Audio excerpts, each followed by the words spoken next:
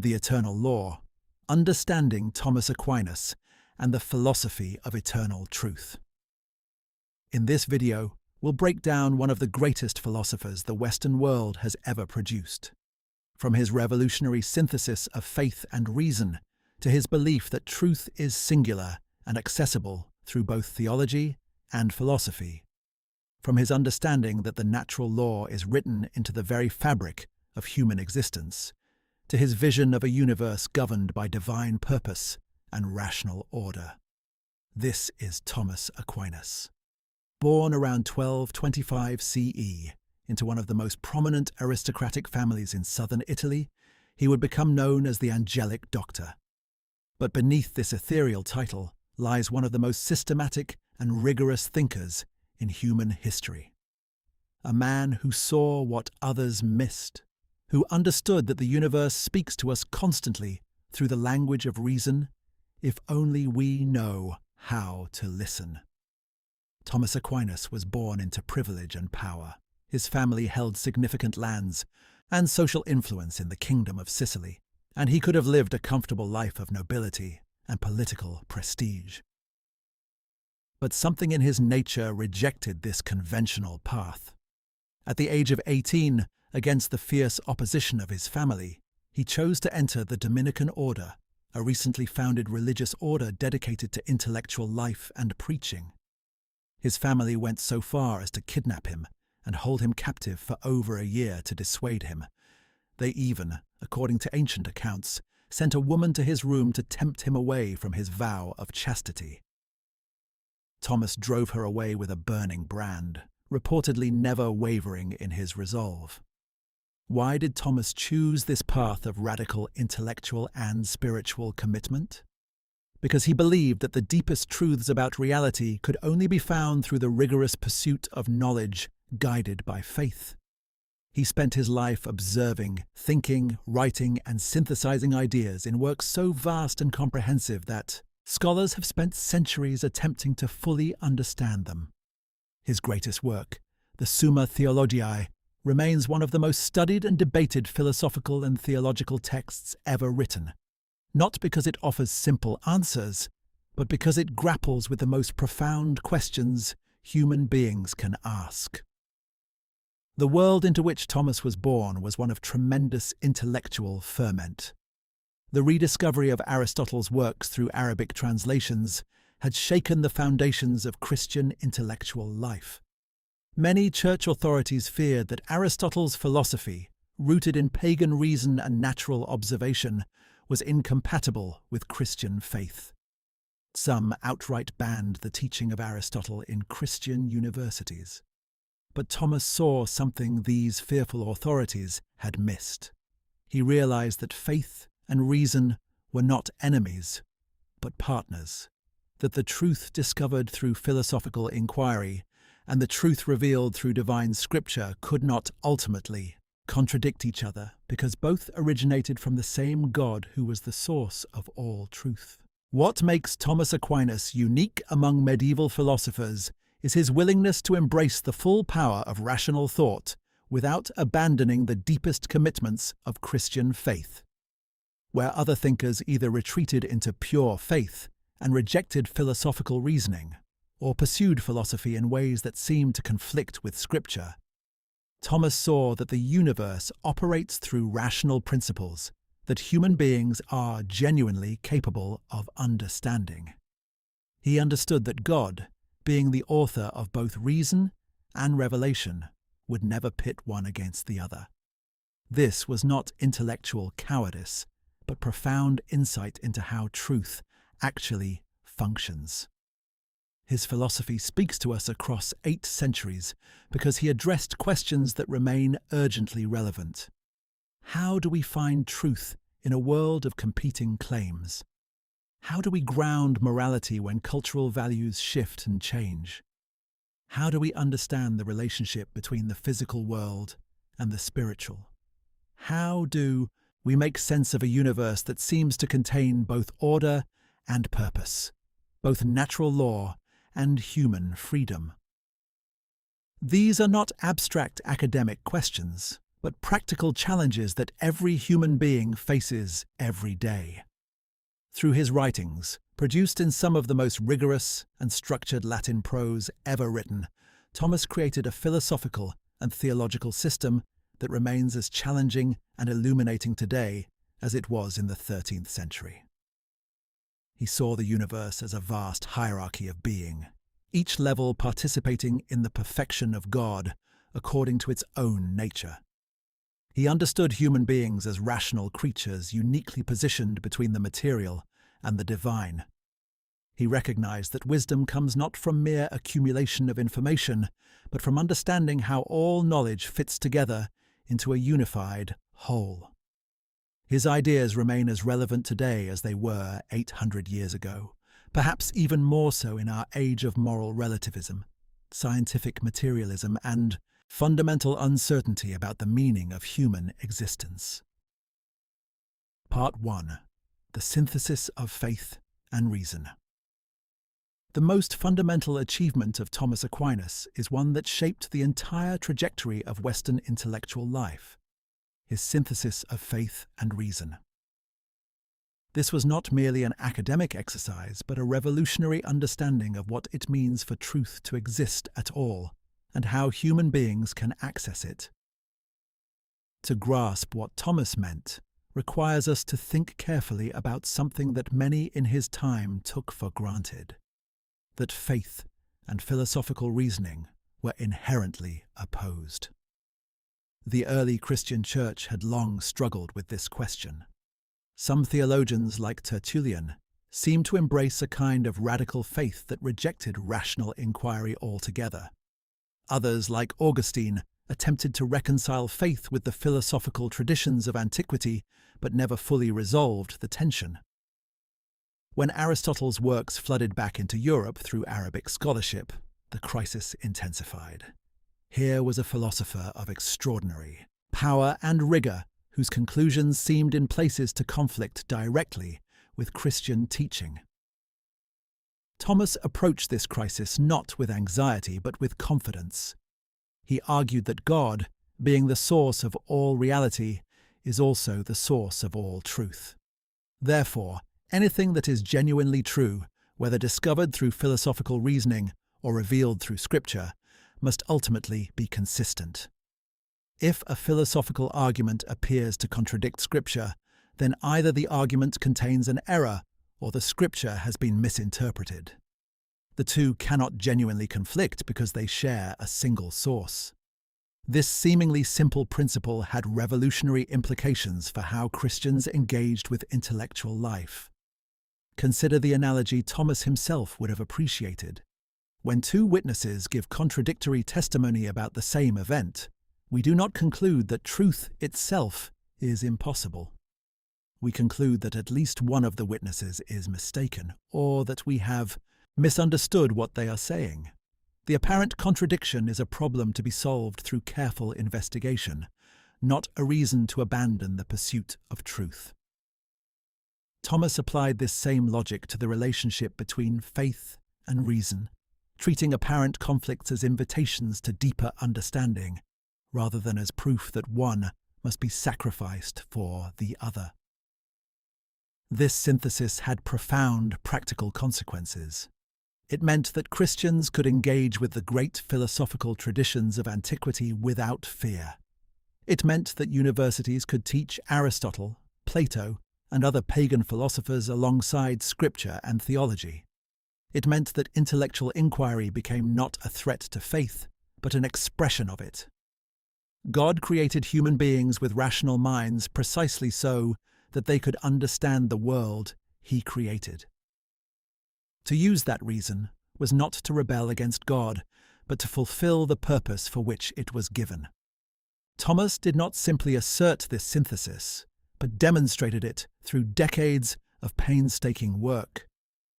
In text after text, he showed how philosophical arguments could illuminate theological truths, and how theological insights could guide and correct philosophical reasoning.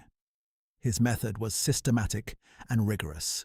He would present an objection to a position, then respond to it with careful argumentation, drawing on both Scripture and philosophical reasoning as the situation demanded. This method of structured theological inquiry became the dominant approach to intellectual work in Western universities for centuries. The synthesis of faith and reason also shaped Thomas's understanding of knowledge itself. He argued that human beings possess multiple ways of knowing, each appropriate to different objects of knowledge. Natural reason can discover truths about the physical world, about the structure of society, and even about certain basic truths about God, such as His existence and His unity. But reason alone cannot discover everything that is true about God or about the ultimate destiny of human beings. For this, divine revelation is necessary. Faith does not replace reason, but extends it to truths that reason, left to itself, could never reach. This understanding of knowledge as layered and complementary, rather than as a single monolithic activity, allowed Thomas to honor both the achievements of ancient philosophy and the unique claims of Christian revelation. Aristotle was not wrong about the natural world simply because he did not know about Christ, and Christ did not invalidate Aristotle's insights simply because those insights were discovered before the coming of the gospel. Each level of knowledge builds upon and complements the others in a grand unified understanding of reality. The synthesis also had implications for how Thomas understood the authority of the Church. If faith and reason cannot genuinely conflict, then the Church's teaching authority is not a barrier to intellectual inquiry, but a guide within it. When the Church defines a doctrine, it is not asking Christians to believe something absurd, but is articulating a truth that, properly understood, is consistent with everything else that is true. Thomas spent enormous intellectual energy showing how this consistency could be demonstrated, working through apparent contradictions with patient rigor. Perhaps most importantly, the synthesis of faith and reason established for Thomas a hierarchy of truth. Not all truths are equally important or equally fundamental. Mathematical truths, scientific truths, philosophical truths, and theological truths all have their place, but they are ordered according to their proximity to the highest truth, which is God Himself. Philosophy serves theology as a handmaid serves a queen, not because philosophy is unimportant, but because it finds its deepest meaning and purpose within a larger framework of understanding that only faith can provide. This hierarchical understanding of knowledge was not meant to suppress intellectual curiosity, but to give it direction and meaning.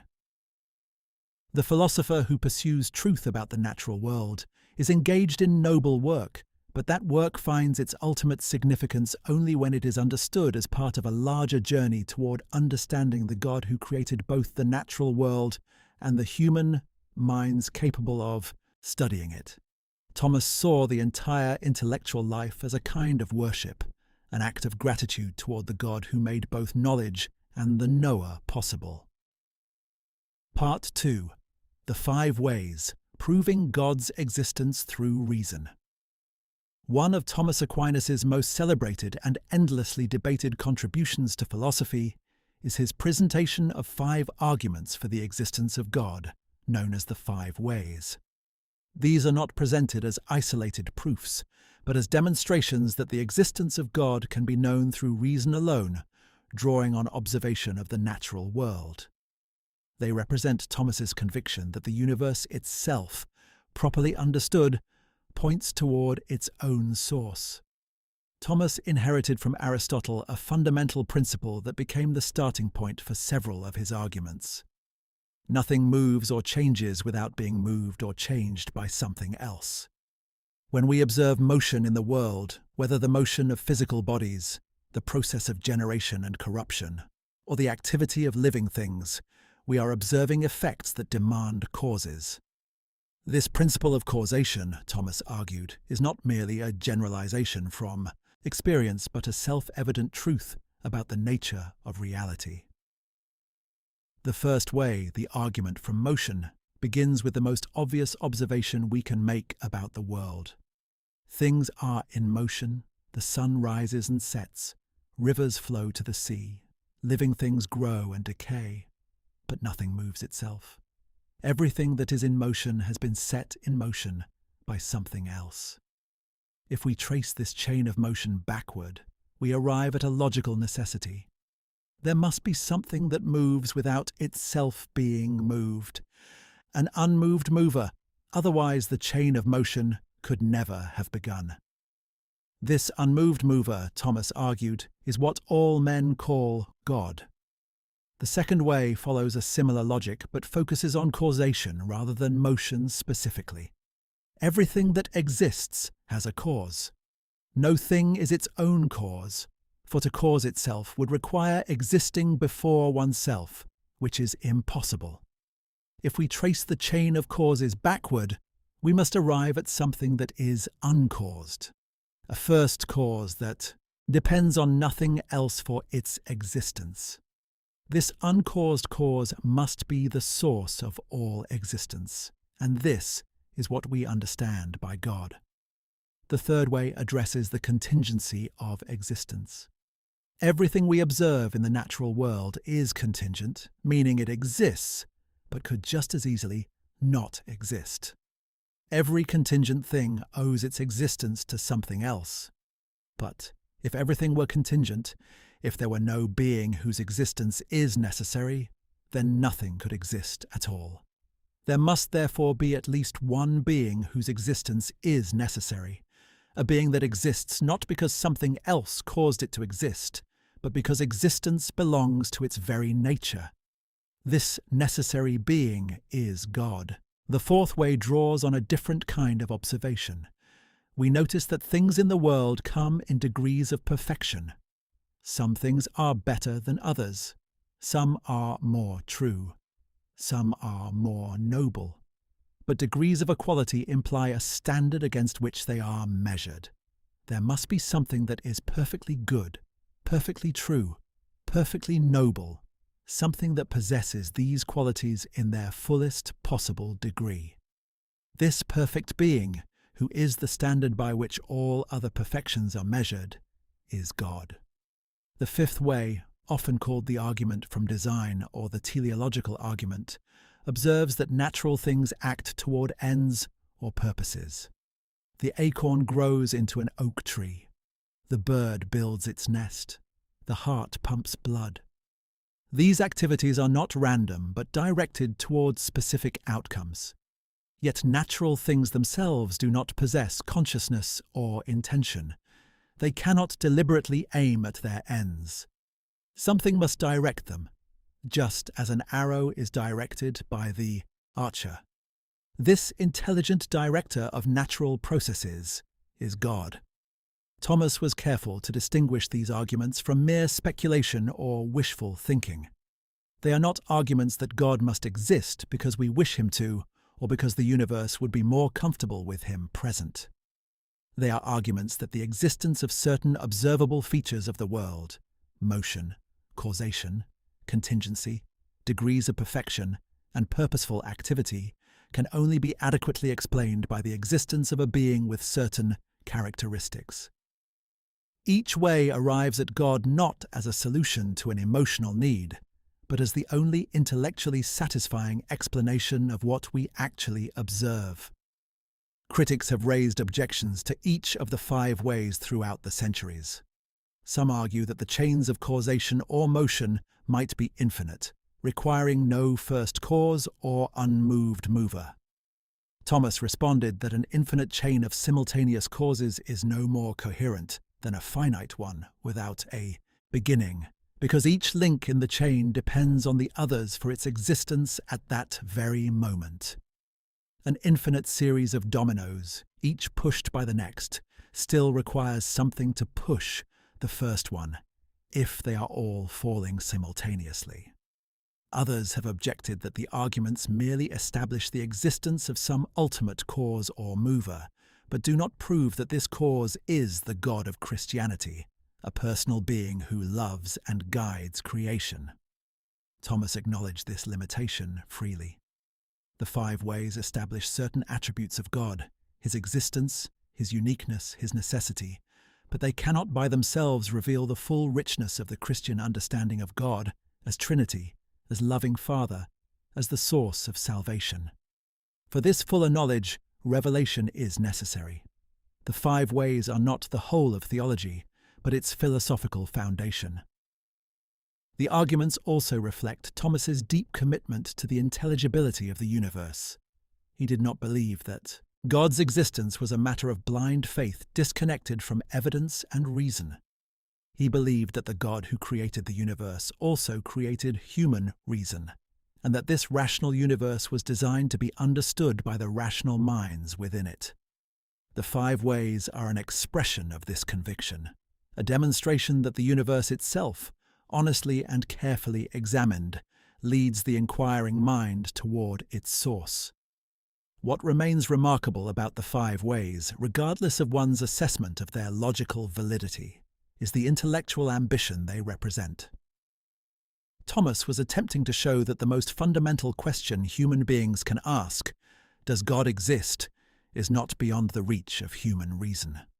This conviction, that reason and faith work together rather than against each other, remains at the heart of Thomas's entire philosophical and theological project. Part 3. Natural Law and the Foundation of Morality. Thomas Aquinas' doctrine of natural law is perhaps his most distinctive and enduring contribution to moral and political philosophy. It represents a radical claim about the nature of morality itself, that moral truth is not merely a matter of human convention or divine command, but is written into the very structure of human nature and can be discovered through the use of reason.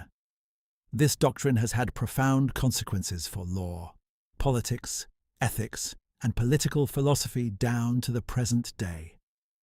The foundation of natural law theory rests on Thomas's understanding of God as the creator of both the natural world and human beings. Because God is perfectly rational and perfectly good, and because he created human beings with a specific nature and a specific purpose, the moral law governing human life is not arbitrary, but flows necessarily from what human beings are. To understand what is morally right and wrong, we need to understand human nature, what it is for, and what it requires in order to flourish. Thomas drew on Aristotle's concept of the good as the fulfillment of a thing's nature. An eye is good when it sees well, a knife is good when it cuts well, a human being is good when they fulfill the purpose for which human nature exists. This purpose, Thomas argued, is not something we invent or choose, but something we discover through careful reflection on what human beings actually are and what they actually need in order to thrive. The natural law is not a single rule or commandment, but a set of principles that can be known through reason and that govern all aspects of human moral life. The most fundamental of these principles is what Thomas called the first precept of the natural law: do good and avoid evil. This principle is self-evident, meaning that anyone who understands what good and evil are will immediately recognize its truth. It does not tell us in detail what good and evil consist in, but it establishes the basic orientation of all moral reasoning. From this first precept, Thomas derived more specific principles by reflecting on what is genuinely good for human beings, given their nature. Human beings are living creatures, so the preservation of life is a natural good. Human beings are rational creatures, so the pursuit of knowledge and the exercise of reason are natural goods. Human beings are social creatures, so friendship, community, and social cooperation are natural goods.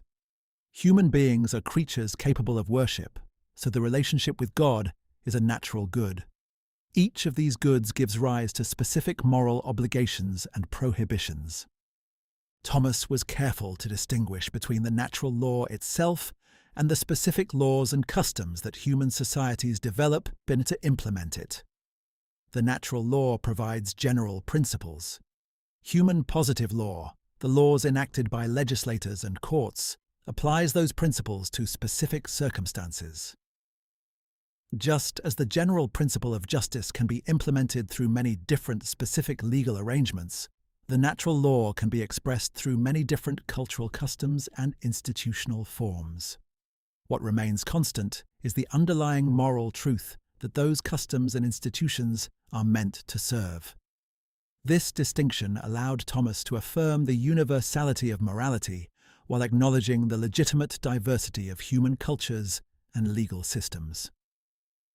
Different societies may organize themselves differently, may have different legal codes and different social customs. But all of these arrangements are subject to the same moral standards, the standards of the natural law, which apply to all human beings regardless of culture, time, or place.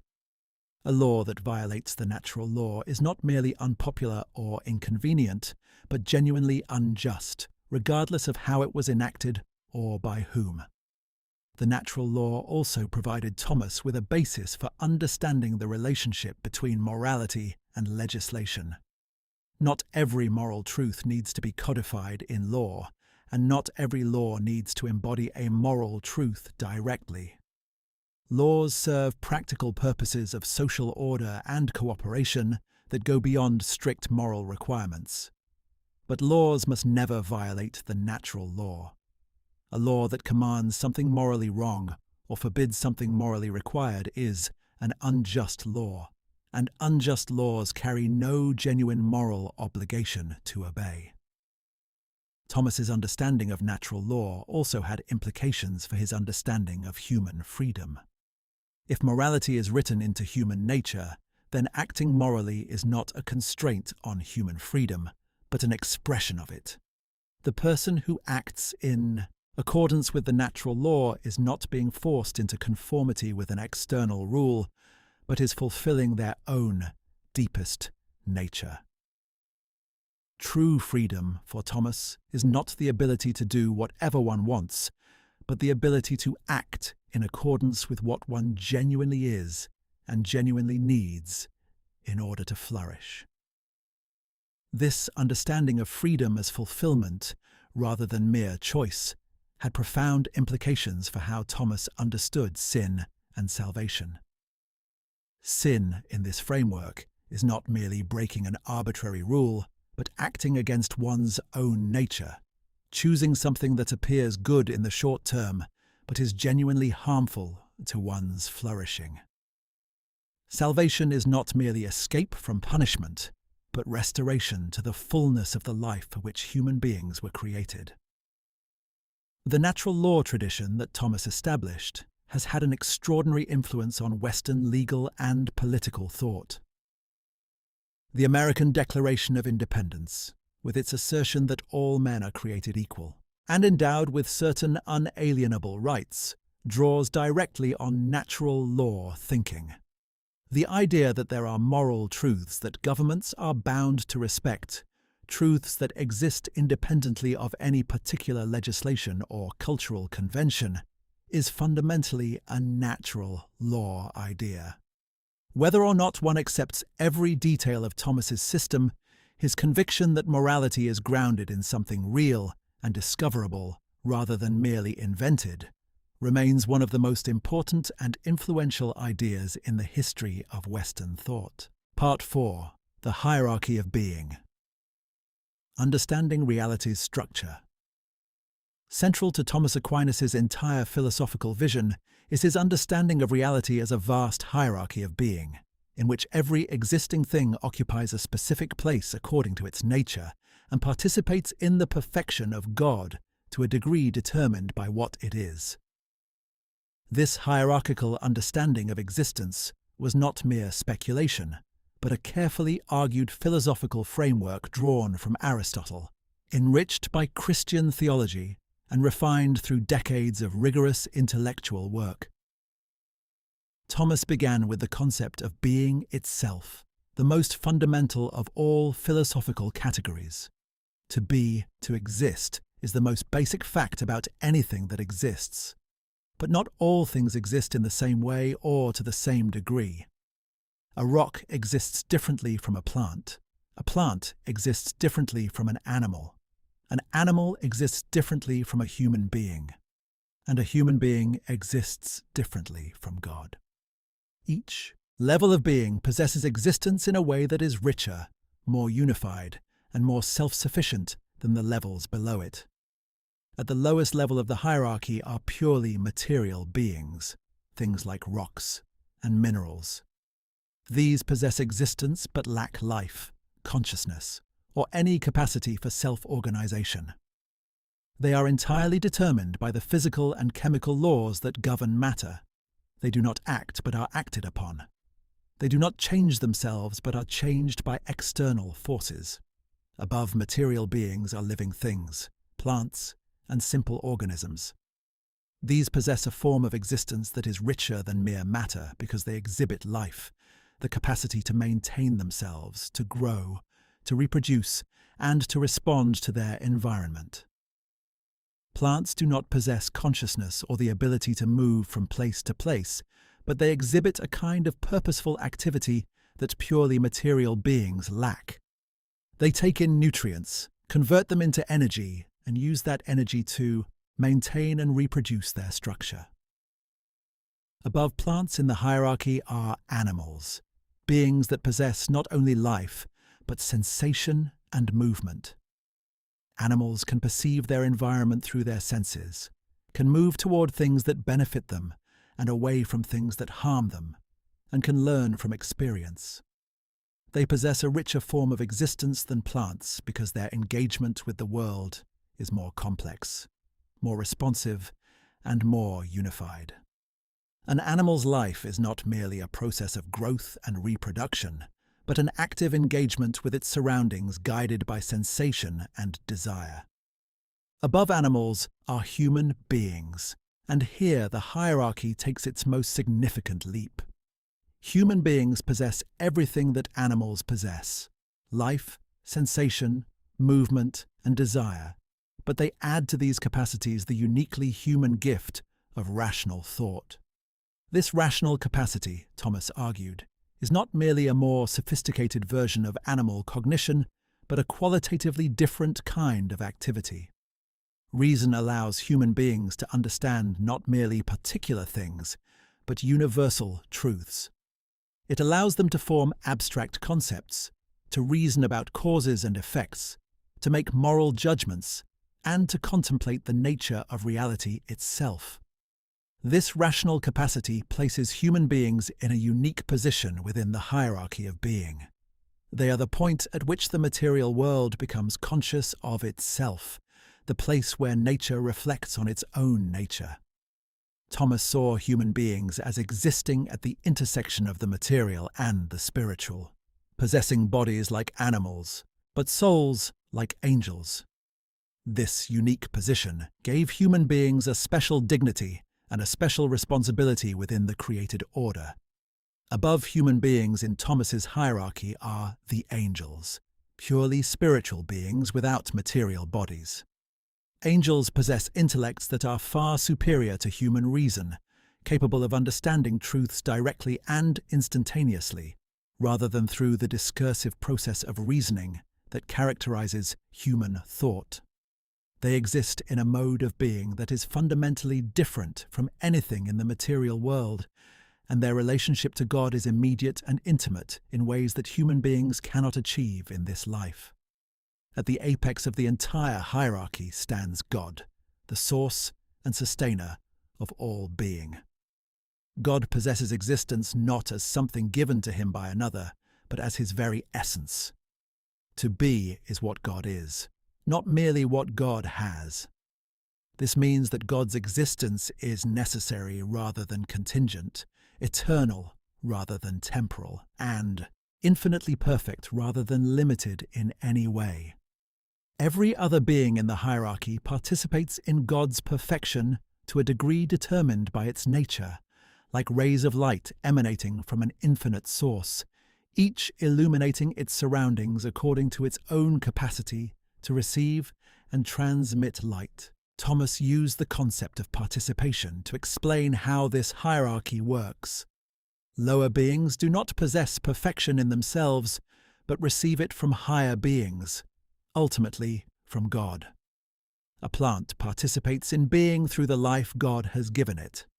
An animal participates more fully through the addition of sensation and movement. A human being participates still more fully through the addition of reason. Each level of being is a genuine participation in the perfection of God, not a diminished or inferior version of something else, but a genuine expression of divine creativity appropriate to the nature of that level. This hierarchical understanding of reality had important implications for how Thomas understood the purpose and value of the natural world. The entire created order exists not for its own sake alone, but as an expression of God's creative goodness. Each creature fulfills a specific role within the larger pattern of creation, contributing to the beauty and perfection of the whole in a way that is uniquely its own. The diversity of creatures is not a problem to be explained, but a glory to be appreciated, a testament to the inexhaustible richness of the God who created them. The hierarchy of being also provided Thomas with a framework for understanding moral excellence. Human beings flourish when they act in accordance with their nature, when they exercise their distinctively human capacities, particularly the capacity for reason, in ways that develop and perfect those capacities. The moral life is not a series of arbitrary obligations imposed from outside, but the path by which human beings become most fully what they are meant to be. Part 5. The Soul, Between Matter and Eternity. Thomas Aquinas' understanding of the human soul represents one of the most carefully reasoned and philosophically sophisticated treatments of consciousness and personal identity in the history of Western thought.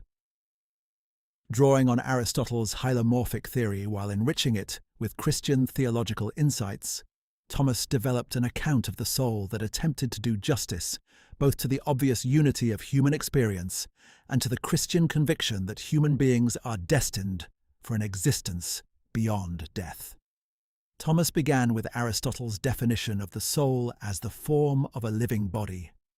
Just as the form of a statue is what makes a particular piece of marble into a statue rather than a mere block of stone, the soul is what makes a particular body into a living human being, rather than a mere collection of matter. The soul is not something separate from the body that inhabits it, like a pilot inhabits a ship, but the organizing principle that gives the body life, sensation, and rational activity. This understanding of the soul as form rather than as a separate substance had important implications. It meant that the soul and body are not two separate things that happen to be joined together, but two aspects of a single unified reality, the human person. A human being is neither pure soul nor pure body, but a composite of both, and neither can be properly understood in isolation from the other. The soul without a body would not be a human being, but something else entirely. The body without a soul would not be a living human being, but a corpse. Thomas identified 3 levels of soul that correspond to the 3 levels of life he recognized in the natural world. The vegetative soul governs the basic functions of life shared by all living things: nutrition, growth, and reproduction. The sensitive soul governs the functions shared by all animals: sensation, desire, and movement. The rational soul, unique to human beings, governs the highest human functions: intellect, moral reasoning, and the capacity for abstract thought. In human beings, these 3 levels are not separate souls, but distinct powers of a single, unified soul. The rational nature of the human soul was, for Thomas, its defining characteristic and the source of its greatest dignity. Reason is not merely one capacity among others, but the capacity that orders and integrates all other human activities. Through reason, human beings can understand the natural world, form moral judgments, contemplate God, and direct their lives toward genuinely good ends. Without reason, human life would be indistinguishable from animal life. It is reason that makes human beings uniquely capable of virtue, of moral excellence, and of a direct relationship with God. Thomas also argued that the human soul is immaterial, meaning that it does not occupy space or have physical properties like size or shape. This might seem to conflict with his insistence that the soul is the form of a material body, but Thomas resolved this apparent contradiction by distinguishing between different ways in which something can exist. The soul exists in a material body during life, but it does not itself have material properties. It is the principle of life and activity in the body without being itself a part of the body, in the way that organs or tissues are parts. The immateriality of the soul had crucial implications for Thomas's understanding of knowledge. If the soul were purely material, it could only know material things in the way that material things interact with one another, through physical contact and mechanical causation. But human beings are capable of knowing far more than this. We can know abstract truths, universal principles, and even, in some degree, God himself. This capacity for abstract knowledge, Thomas argued, is possible only because the intellect, the highest power of the soul, is immaterial. Thomas's account of how human knowledge works was remarkably sophisticated. He argued that all knowledge begins with sensory experience. We first encounter the world through our senses, perceiving colours, sounds, shapes, and textures. But the intellect is capable of abstracting from these particular sensory experiences the universal principles and essences that underlie them.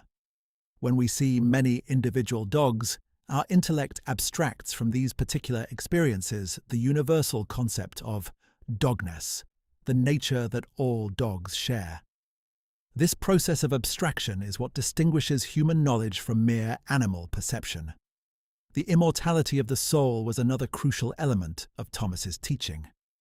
Because the soul is immaterial and simple, meaning it lacks the kind of internal composition that would allow it to be destroyed, it cannot cease to exist through any natural process. Only God, who created it, can annihilate it. And Thomas argued that God would never do so because the soul's existence is oriented toward a final fulfillment that can only be achieved in an afterlife. The soul is created by God at the moment of human conception and persists eternally, eventually to be reunited with a glorified body at the resurrection. This teaching on immortality had profound ethical implications. If human beings are destined for an eternal existence, then the choices they make in this life have eternal consequences. Morality is not merely a matter of social convention or personal preference, but a matter of the highest possible stakes. The good life is not merely the life that produces the most pleasure or the most social approval, but the life that orients the soul toward its ultimate destiny, which is the direct knowledge and love of God. Thomas also addressed the difficult question of how the soul relates to personal identity. If the soul is what makes us who we are, and if the soul persists after death, then in what sense is the person who dies the same person who existed during life?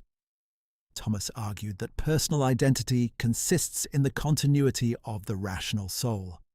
The same soul that was united with a particular body during life will eventually be reunited with a glorified version of that same body at the resurrection. Personal identity is preserved not by the persistence of any particular matter, but by the continuity of the soul that gives that matter its form and life. The soul, for Thomas, is not a passive substance, but an active principle. It does not merely exist, but acts, perceiving, thinking, choosing, and loving. Its activity is the activity of the human person. When we think, it is our souls that think, though they think through the medium of the body during life. When we choose, it is our souls that choose. The soul is the seat of human freedom, the locus of moral responsibility, and the subject of the moral life. Understanding the soul is therefore essential to understanding everything else about what it means to be human. Part 6. Virtue and the Good Life. The Path to Human Flourishing. Thomas Aquinas' account of virtue and the good life represents one of the most comprehensive and influential treatments of moral psychology in the history of Western philosophy. Drawing on Aristotle's virtue ethics while integrating it with Christian theology, Thomas developed an understanding of moral excellence that sees virtue not as mere rule-following, but as the development of stable dispositions that enable human beings to act well consistently and with genuine understanding of why they act as they do. For Thomas, virtue is a habit of the soul. It is not something that happens to a person from the outside, but something that a person develops through repeated choice and action. Just as a musician becomes skilled through practice, a person becomes virtuous through the repeated exercise of virtuous action. Each good choice strengthens the disposition to make good choices in the future. Each virtuous act makes the next virtuous act easier, more natural, and more satisfying. Virtue is not a single dramatic achievement, but a gradual development of character over the course of a lifetime.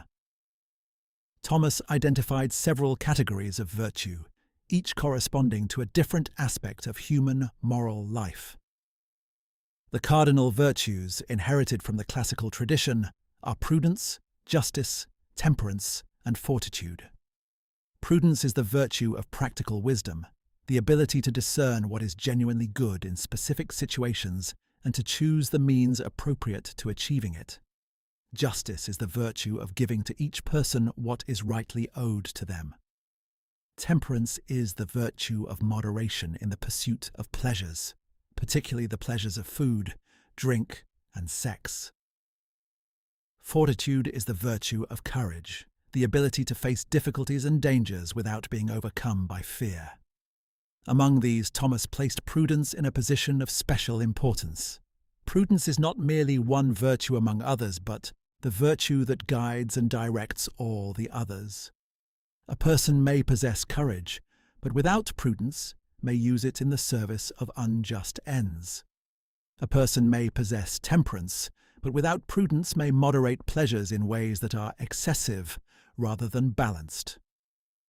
Prudence is the intellectual virtue that enables a person to see clearly what is truly good and to choose wisely how to pursue it. It is, in a sense, the master virtue upon which all other moral excellence depends. Thomas also recognized theological virtues that go beyond what human reason alone can achieve. Faith, hope, and charity, or love, are virtues that are infused by God's grace rather than developed through human effort alone. Faith is the virtue by which a person believes in God and in the truths God has revealed. Hope is the virtue by which a person trusts that God will bring them to their ultimate destiny. Charity is the virtue by which a person loves God above all things and loves all other things in and for God. These theological virtues represent the highest level of moral and spiritual life, the life lived not merely in accordance with human nature, but in accordance with the supernatural destiny to which God has called human beings. The relationship between the cardinal and theological virtues is one of the most important aspects of Thomas's moral teaching. The cardinal virtues are necessary for a genuinely good human life, but they are not sufficient for the highest good, which is the direct knowledge and love of God. The theological virtues elevate and transform the cardinal virtues, ordering them toward God and enabling the person to act not merely as a good human being, but as a good Christian. A person who possesses charity but lacks the cardinal virtues is in a spiritually dangerous state. A person who possesses the cardinal virtues but lacks charity has achieved a genuine good, but has not yet reached the ultimate good. Thomas also offered a careful analysis of the relationship between virtue and action. A truly virtuous person does not merely perform virtuous actions, but performs them in the right way, for the right reasons, and with the right interior disposition. A person who gives to the poor but does so out of pride or a desire for recognition is not exercising the virtue of charity, but merely performing an action that resembles charity from the outside.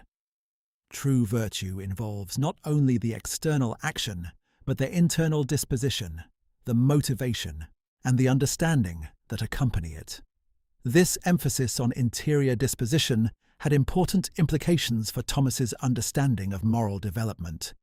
Becoming virtuous is not merely a matter of learning rules and following them, but a matter of transforming one's character, one's habits of perception, feeling, and response. The virtuous person does not experience moral life as a burden of obligations imposed from outside, but as an expression of who they are and what they genuinely want. The person who has developed the virtue of temperance does not struggle against their desires for excess, but has genuinely ordered their desires so that moderation feels natural and satisfying. Thomas recognized that moral development is a lifelong process that requires both effort and grace.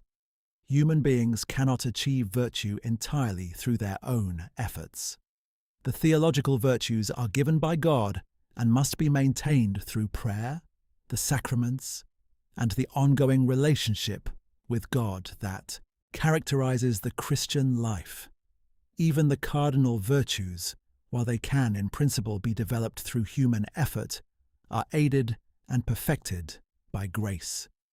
The moral life is not a purely human achievement, but a collaboration between human effort and divine assistance. The good life for Thomas is not a life of mere pleasure or mere success, but a life of genuine flourishing, a life in which the person develops and exercises their distinctively human capacities to their fullest extent. This flourishing has both a natural and a supernatural dimension. Naturally, it consists in the exercise of virtue, the pursuit of knowledge, and the enjoyment of genuine goods. Supernaturally, it consists in the relationship with God that culminates in the direct knowledge and love of God, known as the beatific vision. The good life is ultimately oriented not toward any earthly goal, but toward God Himself, who alone can satisfy the deepest desires of the human heart. Thomas's account of virtue also addressed the question of moral luck and the circumstances of human life. Not everyone begins life in the same circumstances or with the same natural capacities. Some are born into poverty and some into wealth. Some are born with strong natural dispositions toward virtue, and others with dispositions that make virtue more difficult. Thomas acknowledged these differences, but insisted that virtue remains possible for all human beings regardless of their circumstances. God, in His justice and mercy, provides everyone with the grace and opportunity needed to pursue the good life, though the specific path that good life takes will differ from person to person. The vision of moral life that emerges from Thomas's teaching is one of extraordinary richness and depth. It is not a morality of rules and prohibitions, but a morality of character and flourishing. It asks not merely what a person should do, but what kind of person they should become. It sees moral excellence not as a constraint on human life, but as its highest expression, the way in which human beings become most fully what God intended them to be. Part 7. God and Creation, the divine act that brought the world into being. Thomas Aquinas' understanding of God and the act of creation represents one of the most philosophically rigorous and theologically rich treatments of these subjects in the history of Western thought. Drawing on both philosophical reasoning and Christian scripture, Thomas developed an account of God and creation that attempted to do justice to the infinite mystery of the divine, while remaining intellectually honest about what human reason can and cannot know about the source of all reality. Thomas began with what he considered the most fundamental truth about God, that God is pure being or pure actuality. Everything else that exists possesses being as something given to it by another. God alone possesses being as his very essence. To exist is not something God does or something God has. It is what God is. This means that God's existence is not contingent on anything outside him. He does not depend on any cause for his existence because he is his own existence. He cannot fail to exist because existence is his nature. From this understanding of God as pure being, Thomas derived a series of attributes or perfections that belong necessarily to God. Because God is pure actuality with nothing lacking in him, he must be eternal, without beginning or end. He must be immutable, incapable of change, because change always involves moving from a lesser to a greater degree of perfection, or from actuality to potentiality, and God possesses all perfection already. He must be infinite, without limits of any kind, because any limit would imply a perfection that God lacks. He must be omnipotent, omniscient, and omnipresent, because any limitation in power, knowledge, or presence would be a deficiency incompatible with pure being. The act of creation, for Thomas, is the most radical and distinctive act that God performs. Creation is not merely the shaping of pre-existing matter into new forms, as a sculptor shapes clay. Creation is the bringing of something into existence from nothing. Before creation, there was nothing but God.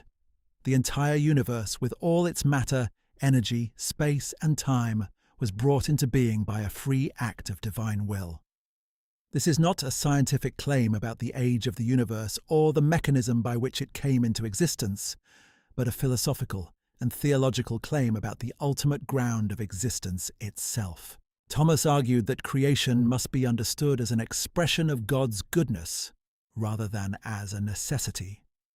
God did not create the universe because he needed it or because he was incomplete without it. God is perfect and complete in himself, lacking nothing. He created the universe freely, out of an abundance of goodness, as a kind of sharing or communicating of his own perfection with beings that did not previously exist. Creation is, in this sense, an act of love, a desire to bring into being beings that could participate in and reflect the divine goodness. This understanding of creation as an act of love had important implications for how Thomas understood the relationship between God and the created world. The universe is not a prison or a fallen realm from which human beings must escape. It is a gift, an expression of divine generosity and creativity. The natural world, with all its beauty and order and complexity, is a reflection of the God who made it. To study the natural world carefully and honestly is, in some sense, to come to know the God who created it, though this knowledge is always partial and incomplete compared to the knowledge that comes through faith and ultimately through the direct vision of God in the afterlife. Thomas also addressed the question of why God chose to create this particular universe rather than some other possible universe. His answer drew on the concept of divine freedom. God is not constrained by any external necessity in his creative activity. He could have created a different universe or no universe at all. The particular universe that exists is the result of a free divine choice, and while human reason can understand certain features of this universe and can discern the rational principles that govern it, human reason cannot fully explain why God chose to create this particular configuration of reality rather than another. The relationship between God and the created world is one of radical dependence on the part of the creature and radical generosity on the part of the Creator. Every created thing depends on God for its existence at every moment. God does not merely create the universe at some point in the distant past and then leave it to run on its own. He sustains it in existence continuously. Without God's ongoing creative activity, the universe would simply cease to exist. This continuous dependence on God does not diminish the reality or the value of created things, but rather places them in their proper context within the larger reality of divine existence. Thomas was careful to distinguish between God's creative activity and the natural processes that govern the universe once it has been created. God creates and sustains the universe, but within the universe, things operate according to their own natures and the natural laws that govern them. A fire burns according to the laws of chemistry. A plant grows according to the laws of biology. A human being acts according to the principles of human nature and moral law. God does not intervene in every particular event, but has built the rational structure of the universe into its very fabric. The natural order is itself an expression of divine wisdom and creativity. This understanding of the relationship between God and nature allowed Thomas to affirm both the reality of natural causation and the reality of divine providence. Natural causes genuinely produce their effects. Fire really does burn. Plants really do grow. Human beings really do make genuine moral choices. But all of this natural causation operates within and depends upon the larger framework of divine creative activity. God does not replace natural causes but works through them, achieving his purposes through the very processes that natural causation produces. Thomas also addressed the ancient problem of evil, the question of why a good and omnipotent God permits suffering and moral wrongdoing in the world. His answer was complex and multi-layered. He argued that much evil is the result of the freedom that God has given to human beings and to other rational creatures. A universe in which beings could not make genuine moral choices, in which they could not choose wrongly as well as rightly, would be a universe without genuine moral goodness. Because moral goodness requires the freedom to choose otherwise. Physical suffering, Thomas argued, serves various purposes within the larger divine plan, including the development of virtue, the correction of error, and the revelation of God's mercy and redemptive power. The vision of God and creation that emerges from Thomas's teaching is one of extraordinary grandeur and coherence.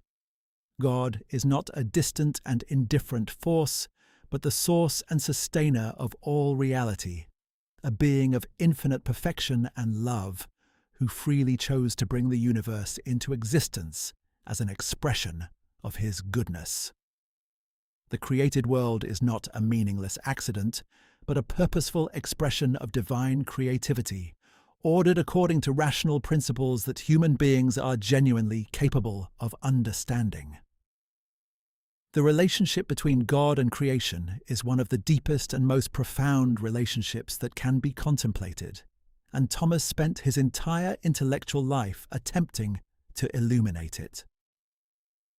Part 8. Justice, Law, and Political Authority. The Moral Foundations of Society. Thomas Aquinas' political philosophy represents one of the most influential treatments of justice, law, and political authority in the Western tradition. Drawing on Aristotle's political theory, enriching it with Roman legal traditions, and grounding it firmly in his theological and moral framework, Thomas developed an understanding of political life that sees it not as a necessary evil, but as a natural expression of human social nature, ordered toward the common good and ultimately rooted in the justice that God has built into the structure of reality itself. Thomas began with the conviction, inherited from Aristotle, that human beings are, by nature, social and political creatures. We are not isolated individuals who come together to form societies out of mere convenience or self-interest. We are beings whose very nature requires community, cooperation, and shared life with others. A human being, living entirely alone without society, language, or culture, would not be a fully developed human being, but a stunted and diminished version of what human nature is capable of becoming. Political society is not an imposition on human nature, but an expression of it. The purpose of political society for Thomas is the common good, which he understood as the set of conditions that allow all members of society to flourish as human beings. The common good is not the same as the sum total of individual goods or the satisfaction of the majority. It is the shared framework of justice, order, and opportunity within which individuals can pursue their own particular goods. A society that serves the common good provides security, justice, education, and the other conditions that human beings need in order to develop their natural capacities and live genuinely good lives. Thomas's understanding of law follows directly from his understanding of the common good and natural law. He defined law as an ordinance of reason for the common good, made by whoever has care of the community and promulgated. Each element of this definition is important. Law must be an ordinance of reason, not merely an expression of the ruler's will or caprice. It must be directed toward the common good, not toward the private advantage of those who make it.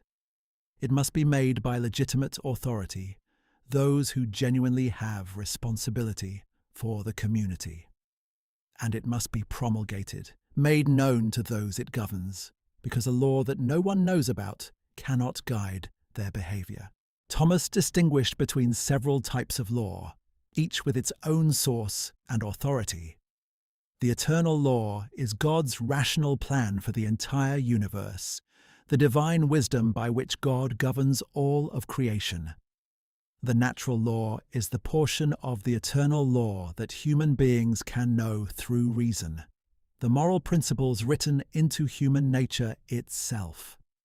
Divine law is the law that God has revealed directly through Scripture, addressing the specific needs of human beings as creatures destined for salvation. And human positive law is the law that human communities enact to implement the natural law in specific circumstances. The relationship between these different types of law is hierarchical. Human positive law must be consistent with natural law, and natural law must be consistent with divine law and eternal law. A human law that violates the natural law is not merely a bad policy, but a genuinely unjust law. Thomas's famous statement that an unjust law is no law at all reflects this conviction that genuine law must be grounded in moral truth, rather than merely in the power of the legislator. Thomas also addressed the question of obedience to law and the limits of political authority. He argued that citizens have a general obligation to obey just laws because obedience to law serves the common good, and the common good is genuinely good for all members of society. But this obligation is not absolute. When a law commands something that is clearly morally wrong, citizens are not bound to obey it. Moreover, when a ruler acts tyrannically, using political power for private advantage rather than the common good, the citizens may have the right to resist, though Thomas counseled caution in exercising this right, because the disruption caused by rebellion often causes more harm than the tyranny it opposes. Thomas understood political authority as deriving ultimately from God, but exercised through human institutions. Political rulers are not divine themselves, and do not possess absolute authority. Their authority is legitimate only insofar as they exercise it in accordance with justice and for the common good. A ruler who consistently acts against justice and the common good forfeits the legitimacy of their authority, though this forfeiture does not necessarily justify immediate, violent resistance. The concept of justice plays a central role in Thomas's political philosophy. He distinguished between several forms of justice, including distributive justice, which concerns the fair distribution of goods and burdens within society, and commutative justice, which concerns fair exchange between individuals. Distributive justice does not require that everyone receive exactly the same amount of anything, but that goods and burdens be distributed according to relevant criteria such as need, merit, and contribution to the common good. The specific application of these principles will vary according to circumstances, but the underlying principle of fairness remains constant. Thomas also recognized the importance of the rule of law as a safeguard against tyranny. Even a wise and just ruler can be corrupted by power or can make mistakes in judgment. Laws and institutional checks on power provide a more reliable guarantee of justice than the personal virtue of any individual ruler. Thomas therefore supported the idea that political authority should be exercised according to established laws and procedures rather than according to the arbitrary will of the ruler, even when that ruler is genuinely virtuous. The political philosophy that emerges from Thomas's teaching is one that balances several important values: the authority necessary for social order, the freedom necessary for individual flourishing, the justice necessary for fair treatment of all members of society, and the common good that gives political life its ultimate purpose. It sees political life not as a realm divorced from morality, but as one of the most important arenas in which moral principles must be applied, and moral excellence must be exercised. The just ruler, the conscientious legislator, and the responsible citizen are all engaged in moral activity, working to create and maintain the conditions under which human beings can live genuinely good lives. Part 9. Knowledge and Truth. How human beings come to understand reality. Thomas Aquinas' epistemology, his account of how human beings come to know and understand reality, represents one of the most carefully developed and philosophically sophisticated treatments of knowledge in the Western tradition. Drawing on Aristotle's theory of knowledge while enriching it with insights from Augustine and other Christian thinkers, Thomas developed an account of human cognition that attempted to do justice both to the obvious fact that human beings do know things, and to the equally obvious fact that human knowledge is limited, fallible, and in need of constant refinement. Thomas began with a principle that seems obvious but has profound implications. All knowledge begins with sensory experience. We do not come into the world already knowing things. We learn about the world by perceiving it through our senses, by seeing, hearing, touching, tasting, and smelling. These sensory perceptions provide the raw material from which all human knowledge is built. A person born without any senses would have no knowledge at all, because there would be no experience from which knowledge could be derived. But sensory experience alone is not sufficient for genuine knowledge.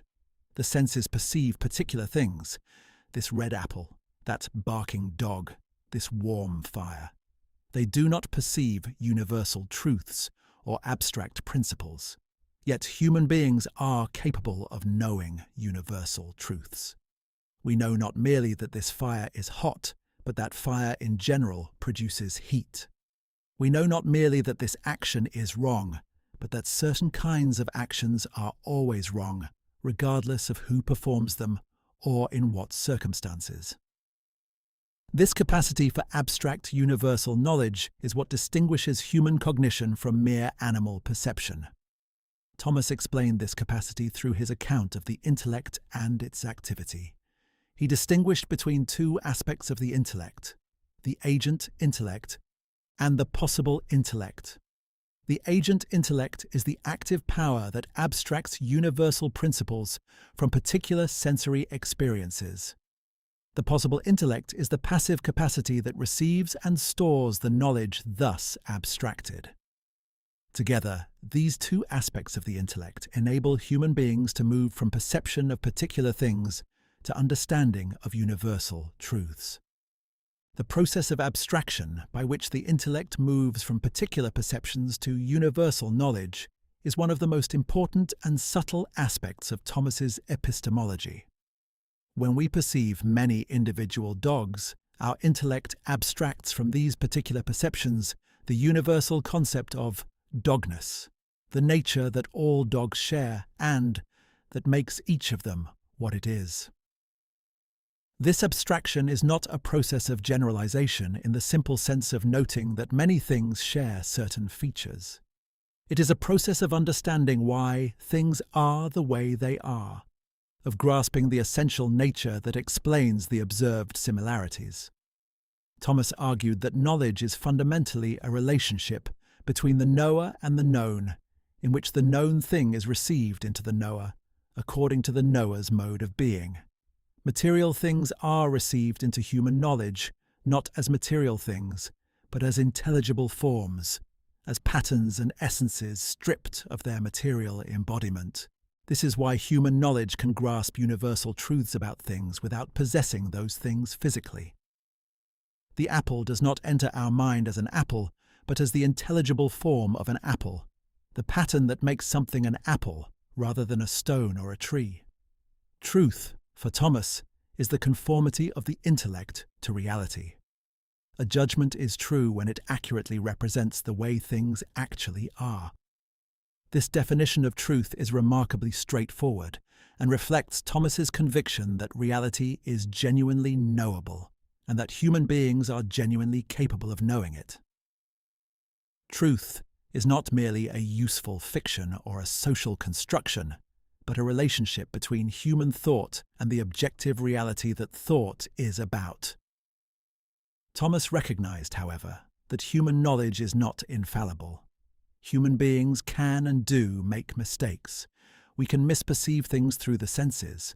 We can draw incorrect conclusions from correct premises. We can be misled by bias, emotion, or incomplete information. The existence of error does not undermine the possibility of knowledge, but does require that knowledge be pursued with care, humility, and a willingness to correct mistakes when they are discovered. The process of coming to knowledge, Thomas argued, is not passive, but active. It requires effort, attention, and sustained intellectual engagement. A person who merely receives information without understanding it, who memorizes facts without grasping their significance or their connections to other facts, does not possess genuine knowledge in the fullest sense. Thomas distinguished between knowledge and mere opinion, between understanding and mere information. Genuine knowledge requires not merely knowing that something is true, but understanding why it is true, grasping the causes and principles that explain it. Thomas also addressed the important question of the relationship between faith and knowledge.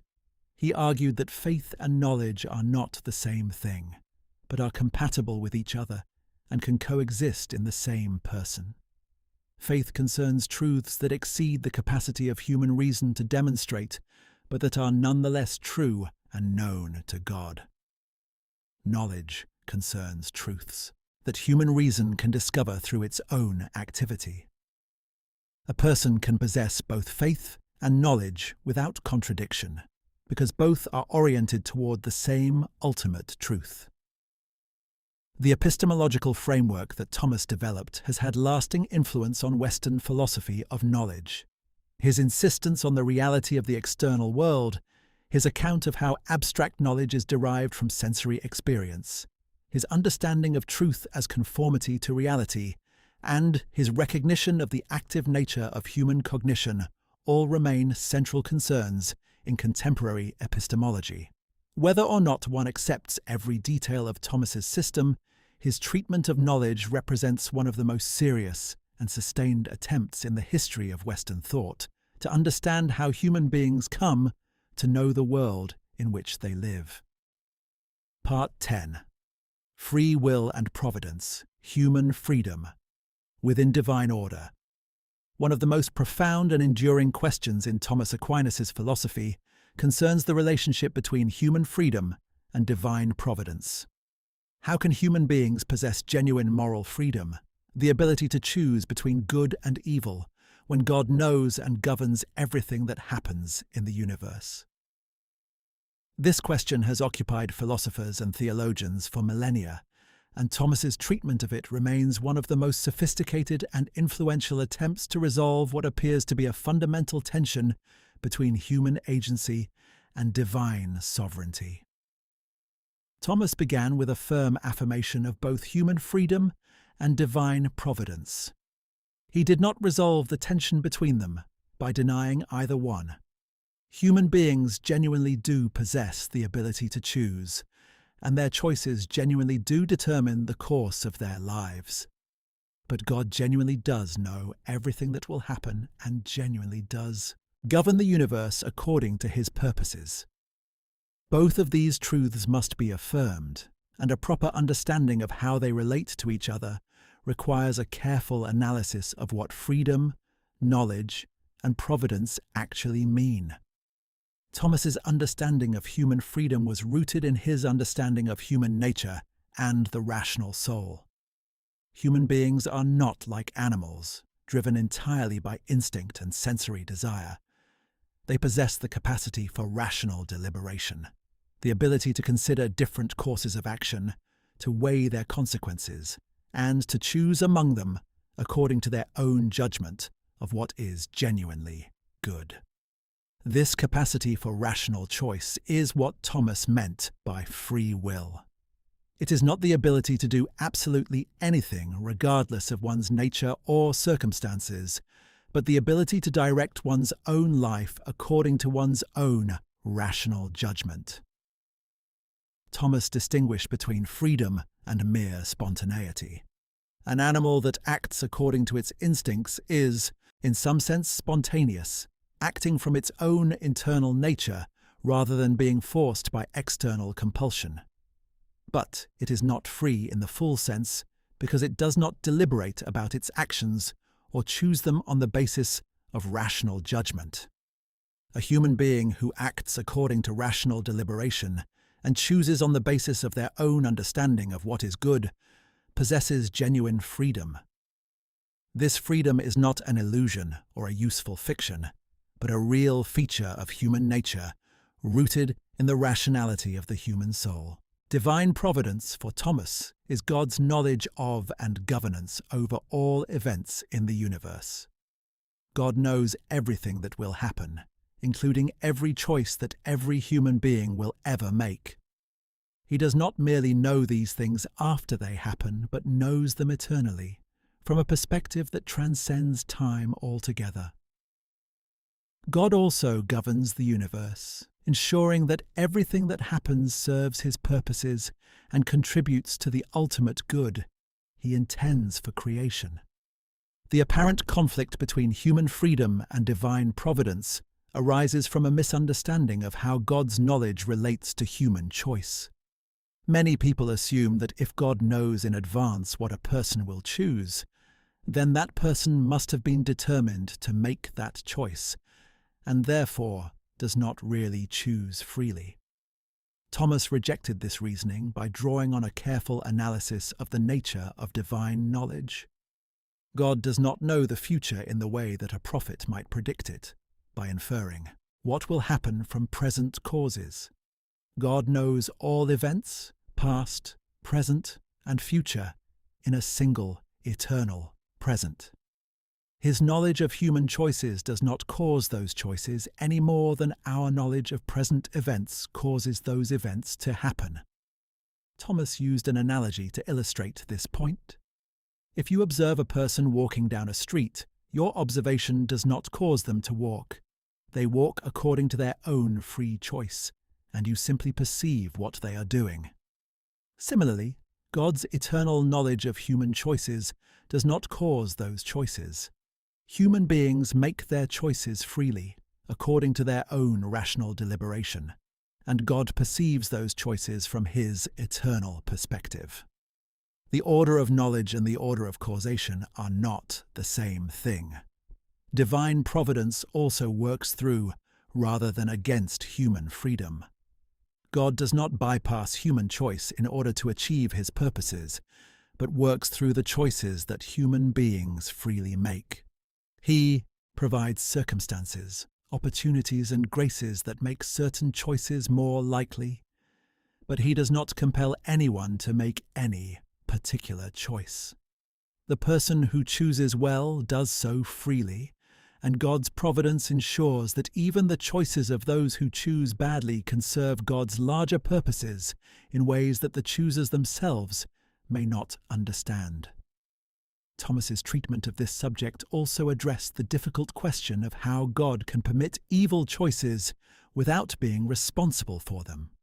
God does not cause evil.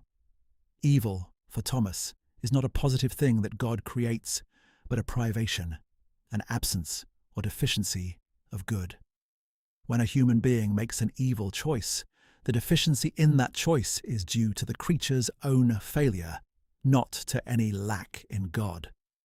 God permits evil choices because he has given human beings genuine freedom, and genuine freedom includes the ability to choose wrongly. A universe in which human beings could not choose evil would be a universe without G, and therefore without the possibility of genuine moral goodness.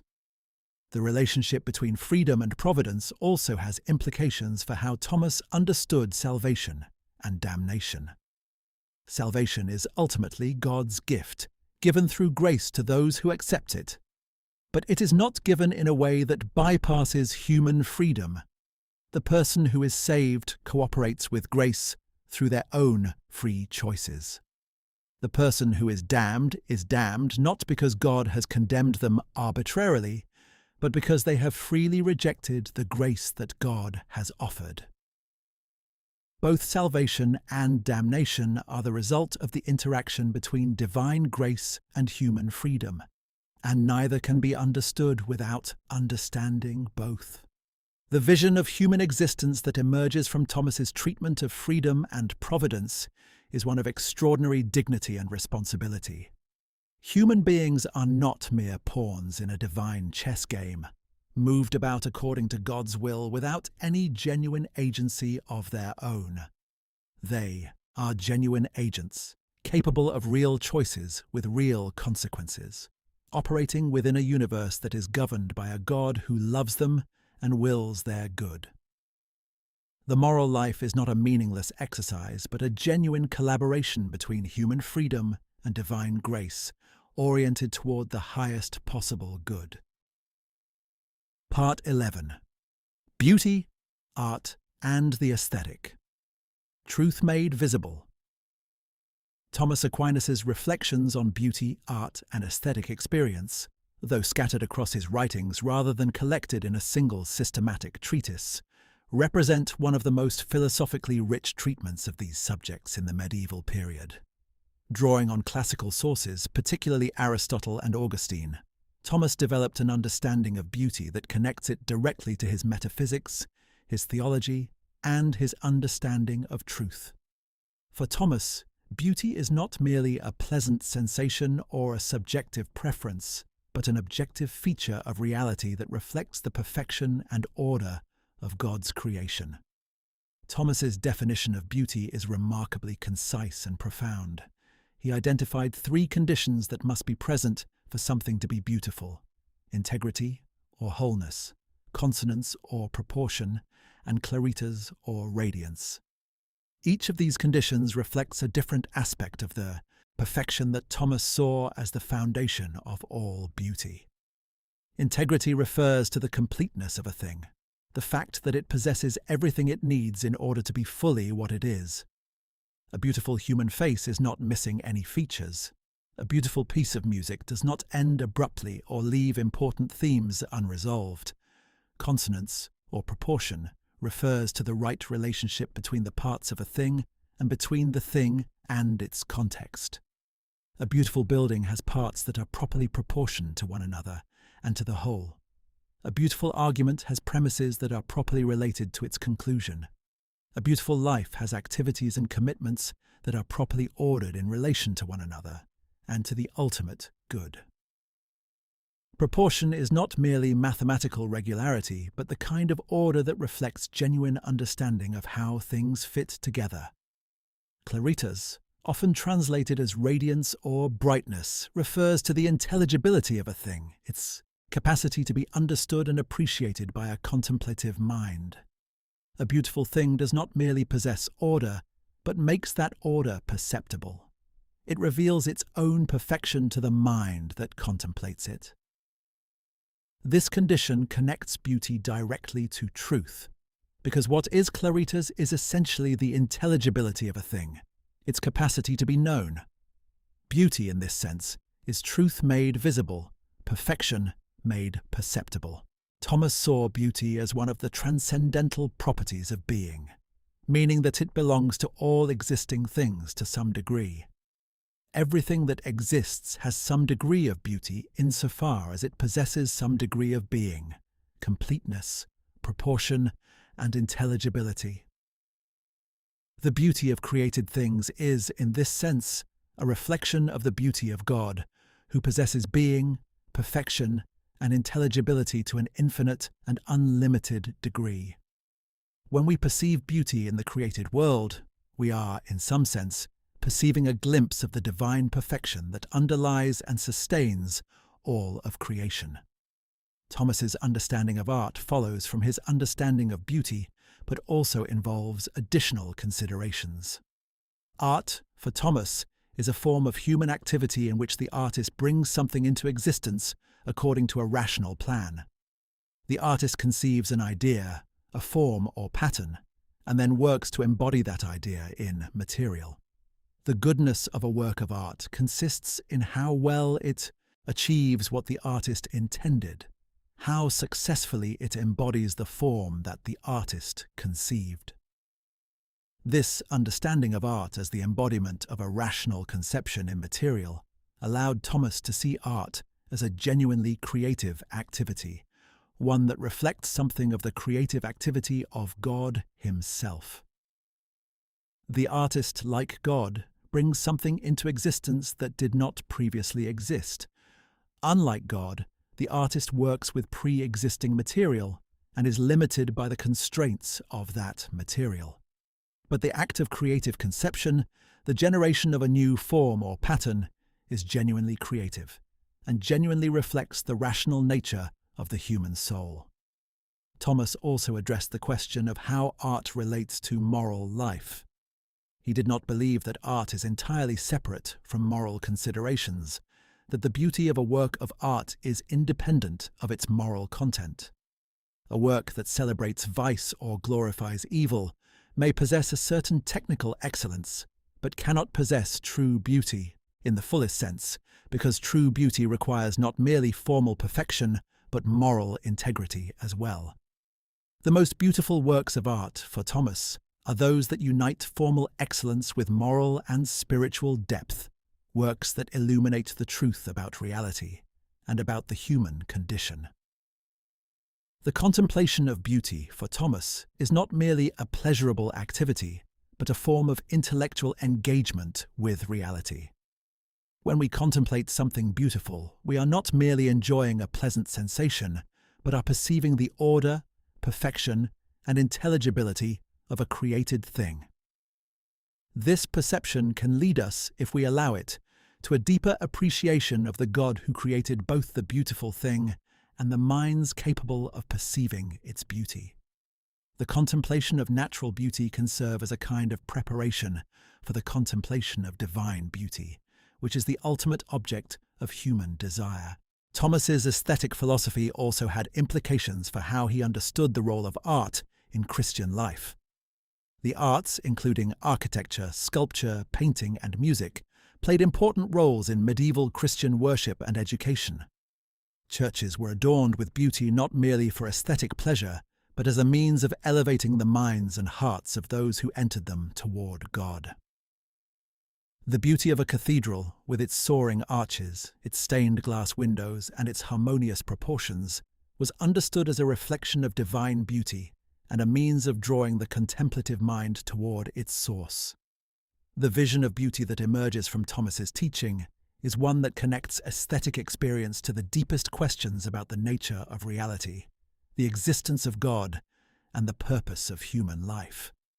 Beauty is not a superficial or trivial category, but one of the fundamental ways in which reality reveals itself to the contemplative mind. To perceive beauty genuinely is to perceive something true about the world, something that reflects the order, perfection, and intelligibility that God has built into the fabric of creation. Part 12. Sin, Grace, and Salvation. The Christian Vision of Human Destiny. Thomas Aquinas' treatment of sin, grace, and salvation represents the theological heart of his entire philosophical and spiritual project. Drawing on Scripture, the writings of the Church Fathers, and his own philosophical analysis, Thomas developed an account of the human condition, its disorder through sin, its restoration through grace, and its ultimate fulfillment through salvation that remains one of the most comprehensive and philosophically rigorous treatments of these subjects in the history of Christian thought. Thomas understood sin not merely as a violation of divine law, but as a disorder in the human soul, a turning away from God and toward created goods, as if they were the ultimate source of human fulfillment. Sin does not merely break a rule. It distorts the very nature of the human person, corrupting the right ordering of reason, will, and desire that characterizes a genuinely good human life. The person who sins does not merely do something wrong, but becomes something less than what God intended human beings to be. The original sin of Adam and Eve, for Thomas, was not merely a personal transgression, but an event that affected the entire human race. Through Adam's sin, human beings lost the supernatural gifts that God had originally given them, including sanctifying grace, which oriented them toward God as their ultimate end. Without these gifts, human beings are left in a state of profound disorder, capable of knowing God and of recognizing the moral law, but unable, through their own efforts alone, to live consistently in accordance with that knowledge and that law. This understanding of the human condition after the fall is neither purely pessimistic nor naively optimistic. Thomas did not teach, as some later theologians would, that human beings are entirely corrupt and incapable of any good. He affirmed that human beings retain their rational nature, their capacity for moral reasoning, and their ability to perform genuinely good actions in many areas of life. But he also affirmed that without grace, human beings cannot achieve the salvation that God intends for them, cannot consistently resist the pull of disordered desire, and cannot of their own power restore the right relationship with God that sin has disrupted. Grace, for Thomas, is the free and unmerited gift of God by which human beings are elevated above their natural capacities and oriented toward the supernatural end of salvation. Grace is not merely a divine favor or a helping hand, but a genuine transformation of the human person, a new principle of life and activity that enables human beings to do what they could never do on their own. Through grace, human beings become capable of knowing God as He knows Himself, of loving God as He loves Himself, and of sharing in the very life of God, which is the beatific vision, the direct knowledge and love of God that constitutes the ultimate fulfillment of human existence. Thomas distinguished between several types of grace, each serving a different function in the process of salvation. Actual grace refers to the specific divine assistance that God provides in particular situations, enabling a person to make good choices and to resist the temptation to sin. Sanctifying grace, also called habitual grace, refers to the stable disposition that is infused into the soul by God, transforming the person's fundamental orientation toward God and making them genuinely good in a way that goes beyond mere external conformity to the moral law. The relationship between grace and human freedom is one of the most delicate and important aspects of Thomas's theology. He affirmed that grace does not destroy human freedom, but rather perfects it. A person who is moved by grace to make a good choice still makes that choice freely. The grace does not compel but enables, does not replace human agency but elevates it. The person who cooperates with grace does so freely, and the person who resists grace does so freely as well. Salvation is ultimately a cooperation between divine grace and human freedom, not the work of either one alone. Thomas also addressed the sacraments of the Church as the primary means through which grace is communicated to human beings. The sacraments, including baptism, communion, and confession, are not merely symbolic rituals, but genuine channels of divine grace, instituted by Christ and preserved in the Church as the means by which God continues to restore and elevate human beings toward salvation. Through the sacraments, the saving work of Christ is made available to all who receive them with the proper disposition of faith and repentance. The final destiny of human beings for Thomas is the beatific vision, the direct and unmediated knowledge and love of God. This is not merely a pleasant experience or a comfortable existence, but the supreme fulfillment of every desire and every capacity of the human person. It is the state in which human beings become, in the language of Scripture, partakers of the divine nature, sharing in the very life and happiness of God Himself. Nothing in this life can compare to this fulfillment, and everything in this life finds its ultimate meaning and significance in relation to it. Thomas also taught that salvation involves not merely the salvation of individual souls, but the restoration of all of creation to its proper order. At the end of history, God will bring about a universal renewal in which the disorder introduced by sin will be completely overcome. The dead will be raised and reunited with glorified bodies. The redeemed will enter into the fullness of the beatific vision, and the entire universe will be transformed into a state of perfect harmony and beauty, reflecting the perfection of the God who created it. The vision of human destiny that emerges from Thomas's teaching is one of extraordinary hope and grandeur. Human beings are not merely creatures of this world, destined to live and die and be forgotten. They are creatures made for God, oriented toward an end that transcends everything that this world can offer.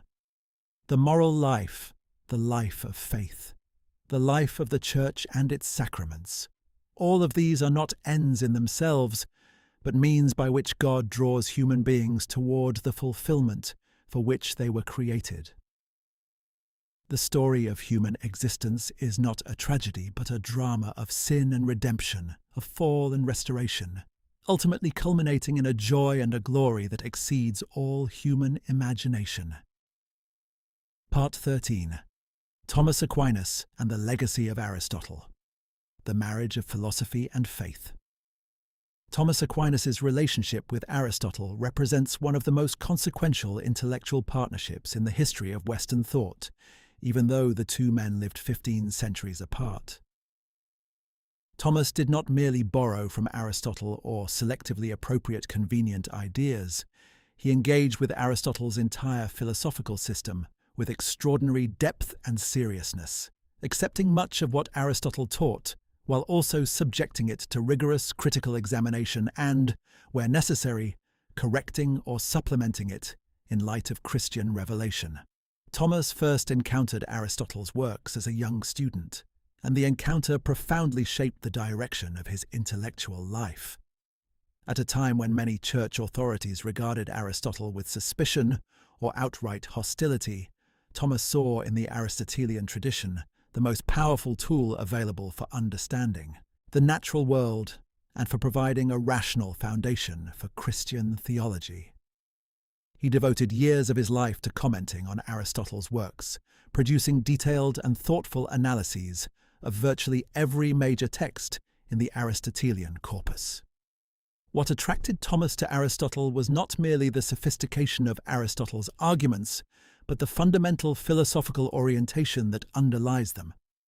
Aristotle began his philosophy with the conviction that the natural world is genuinely real and genuinely intelligible, that it can be understood through careful observation and rigorous reasoning, and that the truths thus discovered are objective and universal.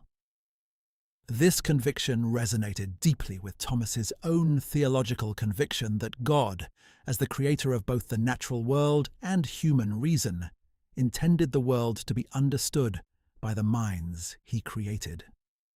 Thomas accepted Aristotle's metaphysics of substance and accident, his hylomorphic theory of matter and form, his understanding of causation through the four causes, and his account of the natural world as a purposeful and ordered system. These Aristotelian concepts provided Thomas with a philosophical vocabulary and a conceptual framework within which he could articulate Christian theological truths with philosophical precision and rigor.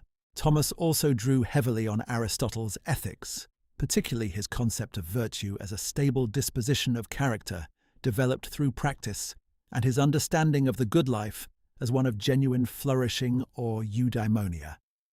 Thomas's account of the cardinal virtues, his understanding of moral development as a gradual process of character formation, and his conviction that the good life consists in the exercise of virtue all reflect deep engagement with Aristotelian moral philosophy. However, Thomas was not merely a follower or interpreter of Aristotle, but a critical and creative thinker in his own right. Where Aristotle's conclusions conflicted with Christian revelation, Thomas did not simply reject Aristotle, but attempted to understand why the conflict arose and how it could be resolved. In some cases, Thomas argued that Aristotle had simply made an error that could be corrected through more careful reasoning. In other cases, he argued that Aristotle's conclusions were true as far as they went but incomplete, requiring supplementation by truths that could only be known through divine revelation. One of the most significant ways in which Thomas departed from Aristotle concerned the concept of creation. Aristotle had argued that the universe was eternal, having no beginning in time.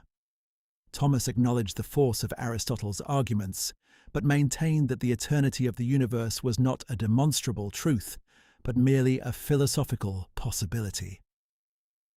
Scripture taught that the universe had a beginning, and Thomas saw no genuine contradiction between this teaching and Aristotle's philosophical arguments, because those arguments did not actually demonstrate the eternity of the universe, but merely showed that its beginning could not be demonstrated through philosophical reasoning alone.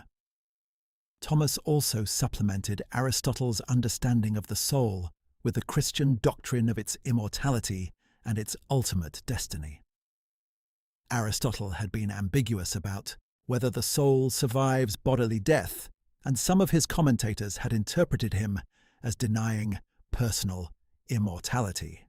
Thomas argued that the immaterial and simple nature of the rational soul entailed its immortality, and that the Christian doctrine of resurrection and eternal life provided the ultimate context within which the soul's destiny could be understood.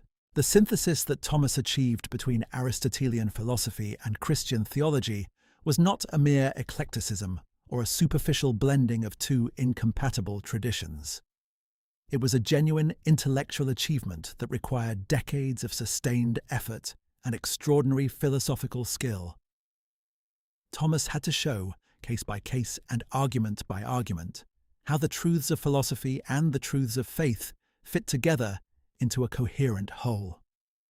This required not merely accepting both traditions, but understanding each deeply enough to see how they related to one another and how apparent conflicts could be resolved.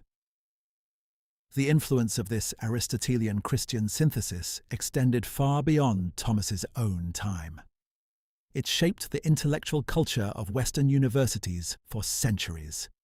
It provided a framework within which scientists, philosophers, and theologians could engage with one another's work. It established the conviction that faith and reason are not enemies, but partners in the pursuit of truth, a conviction that, while challenged at various points in Western history, has never been entirely abandoned. Thomas's engagement with Aristotle also demonstrates something important about how intellectual traditions develop and evolve. No tradition, philosophical or theological, remains static. Each generation must engage with the best thinking of its time, must subject inherited ideas to critical examination, and must integrate new insights into the larger framework of understanding. Thomas did this with Aristotle as few thinkers have ever done with any intellectual tradition, and the result was one of the most comprehensive and influential philosophical and theological systems ever produced. Part 14. Thomas Aquinas' influence. From medieval theology to modern philosophy. Thomas Aquinas died in 1274 at the age of 49, having spent the final decades of his life in a period of extraordinary productivity. Ancient sources report that shortly before his death, he experienced a mystical vision that led him to describe all of his previous writings as straw compared to what he had seen. Whether this account is historically accurate or legendary, it captures something important about the relationship between systematic theology and the direct experience of God that Thomas spent his life contemplating. His immediate influence was enormous. Within a few decades of his death, the Dominican order declared him a doctor of the Church, and his works became central texts in university education across Europe. The Thomistic tradition, as it came to be known, did not develop in a straight line or without controversy. In the years immediately following Thomas's death, several of his teachings were actually condemned by church authorities in Paris and Oxford, partly because of the suspicion that still attached to Aristotelian philosophy. But these condemnations were eventually lifted, and Thomas's reputation grew steadily until Pope Leo XIII declared him the patron saint of Catholic universities and philosophers in 1879, effectively endorsing his work as the model for Catholic intellectual life. The influence of Thomas on Catholic moral theology has been profound and lasting. His account of natural law, his understanding of virtue and vice, his treatment of the relationship between reason and faith in moral reasoning, all of these have shaped Catholic moral teaching for centuries. The Catholic Church's position on issues ranging from the sanctity of life to the nature of marriage to the principles of social justice draws heavily on Thomistic moral philosophy. Whether one agrees with every application of these principles or not, their philosophical foundations in Thomas's work remain remarkably robust and intellectually serious. Thomas's influence on political philosophy has been equally significant. The natural law tradition that he articulated and systematized became one of the dominant frameworks for thinking about justice, law, and political authority in the Western world.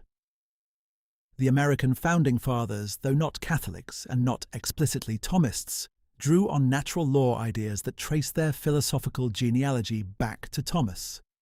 The conviction that there are moral truths that governments are bound to respect, truths that exist independently of any particular legislation or cultural convention, is fundamentally a natural law conviction, and Thomas remains its most influential and systematic defender. In the history of philosophy more broadly, Thomas's contribution has been recognized even by thinkers who disagree with his conclusions. His philosophical method, which involves presenting objections to a position, responding to those objections with careful argumentation, and drawing on multiple sources of knowledge, including both reason and revelation, has influenced the development of philosophical discourse in the Western world. The willingness to engage seriously with opposing views while maintaining one's own position through rigorous argument is a hallmark of the Thomistic tradition. The 20th century saw a significant revival of interest in Thomas among philosophers both Catholic and non-Catholic.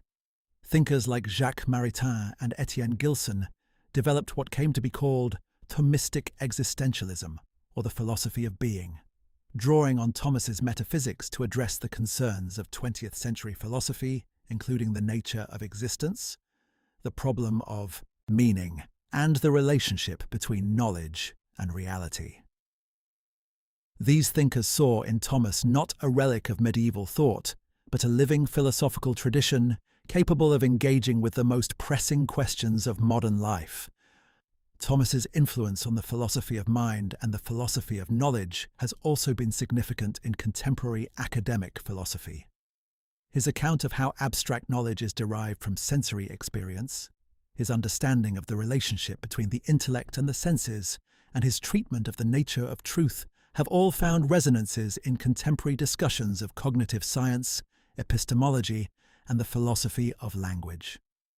While contemporary philosophers do not generally accept Thomas's framework wholesale, they have found in his work insights and distinctions that remain valuable and productive. The relationship between Thomas and modern science is more complex than is sometimes supposed. Thomas was not opposed to scientific inquiry, but saw it as a legitimate and valuable form of human knowledge. His conviction that the natural world is rationally ordered and genuinely knowable provided a philosophical foundation for scientific investigation that many historians have identified as an important factor in the development of modern science in Western Europe.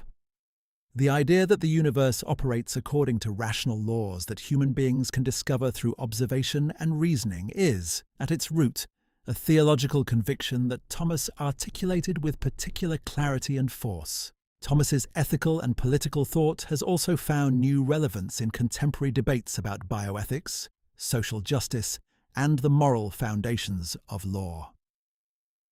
His understanding of the common good, his account of the natural law and its relationship to positive law, and his treatment of human dignity and rights have all been drawn upon by contemporary thinkers grappling with questions about the moral status of embryos, the obligations of wealthy nations to poor ones, and the proper relationship between law and morality.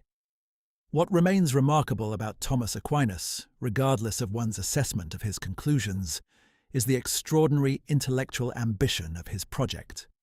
He attempted to integrate into a single, coherent system virtually everything that was known or believed in his time, from the most abstract philosophical principles to the most specific moral questions, from the deepest theological mysteries to the most practical questions about how human beings should live.